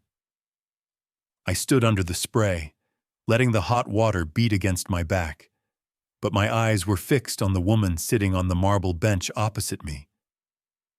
Elena was wrapped in a towel, her knees drawn up to her chest. She wasn't washing. She was just staring at the steam rising from the floor tiles. There was a nasty bruise blooming on her temple, a violent shade of purple against her pale skin. Her wrists were chafed raw from the zip ties. I hated looking at them. Every mark on her skin was a failure on my part. A reminder that I had been too slow, too arrogant, too distracted. I turned off the water. The silence that rushed back into the bathroom was heavy. "Elena," I said softly. She blinked, looking up at me. Her eyes were clear now, the shock beginning to fade, replaced by a weary acceptance. "Is it over?" she asked. "The water?" "Yes." "The rest of it," she said. "Marcus, the police, the investigation." I grabbed a towel and wrapped it around my waist. I stepped out of the shower and walked over to her. I knelt on the wet tile, ignoring the cold against my knees. I took her hands in mine, careful of the raw skin. Marcus Sterling died in a tragic drug deal gone wrong. I recited the narrative that was currently being fed to every news outlet in Chicago. He was desperate for campaign funds. He met with some dangerous men. It went south. The warehouse burned down. Tragically, his body was identified by dental records. Elena let out a short, dry laugh. "And the girl he kidnapped?" "She was never there," I said. "You were at home grieving your father's health scare. You have been here all night, surrounded by security." She searched my face. "And people will believe that?" "People believe what they want to believe, Elena. They want to believe their senator was a tragic hero or a corrupt villain. They don't want to believe a mob boss executed him to save his wife. That story is too messy." I stood up and offered her my hand. "Come on. You need to sleep in a real bed." She took my hand. She was shivering. I dried her off with a tenderness that felt foreign to my hands. My hands were made for breaking things, for pulling triggers. But touching her, it felt like handling nitro. Dangerous, but necessary. I carried her to the bed. I dressed her in one of my t-shirts because I couldn't find her pajamas and I didn't want to call the staff. I wanted the world to stay outside this room for a few more hours. I climbed in beside her. I didn't try to touch her sexually. I just pulled her back against my chest, wrapping my arm around her waist, anchoring her to the mattress. "Dante is out of surgery," I whispered into the dark. "He lost a lot of blood, but the doctors say he is stable. He is asking for a raise." I felt Elena smile against my arm. "Give him double," she murmured. "Triple," I agreed. We lay there in the silence. I waited for her to fall asleep. I needed her to sleep so I could go downstairs and deal with the fallout. I had a city to calm down. I had bribes to pay. But she didn't sleep. "Luca?" "Yeah." "What happens now?" It was the question I had been dreading. "Go to sleep, Elena. We can talk about it in the morning." "I can't sleep," she said, shifting so she could look at me. "I need to know. The threat is gone. Marcus is dead. The company is safe. The deal is done." I looked at her. In the dim light, she looked wrecked. Beautiful, but wrecked. I sat up. I turned on the bedside lamp, casting a warm gold glow over the room. "Stay here," I said. I got up and walked to the wall, safe, hidden behind a painting of a storm at sea. I punched in the code. The heavy metal door swung open. I reached inside and pulled out a thick manila envelope. I walked back to the bed and sat on the edge. "This," I said, holding up the envelope, "is the contract, the transfer of debt, the marriage license, the prenuptial agreement that protects your father's assets in case of a federal seizure." Elena stared at the envelope. "Okay," she said slowly. "This was the leverage," I said. "I bought your debt to force you to marry me. I used Marcus as a threat to keep you here." I looked down at the papers. "Marcus is dead. The debt, consider it a wedding gift. Vance shipping is yours again.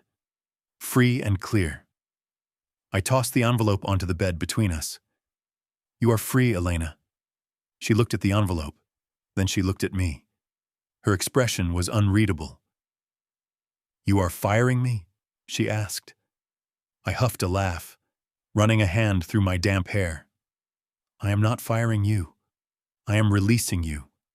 The danger is over. You don't need my protection anymore. You can take the papers, file for an annulment, and go back to your life. You can be the respectable CEO. You can find a nice, boring husband who doesn't come home with blood on his shirt." It physically hurt to say the words. My chest felt like it was being crushed in a vice. I wanted to grab her and tell her she wasn't going anywhere. I wanted to lock the doors, but she had to choose. If she stayed because of the debt, she was a prisoner. If she stayed because of the fear, she was a victim. I needed her to be neither. Elena reached out and picked up the envelope. She weighed it in her hand. "So," she said, her voice quiet, "if I walk out that door right now, you won't stop me?" "No." "You won't bankrupt my father?" "No." "You won't burn down my house?" I looked at her. "I might burn down the house," I admitted. "Out of spite, but I won't hurt you." She nodded. She tapped the envelope against her chin, thinking. "You know," she said conversationally, "before I met you, my life was very safe. It was very predictable. I knew exactly what I was going to do every day for the next 40 years. She looked up at me. And I was bored out of my mind, Luca. I was dying of boredom. She sat up on her knees. The oversized t-shirt slipped off one shoulder. She crawled across the mattress toward me. She moved like a cat, graceful, predatory. She stopped when she was kneeling right between my legs. She placed the envelope on my chest. "I don't want safe," she whispered. She reached for the lighter on the nightstand, the silver Zippo I used for cigars. She flicked it open.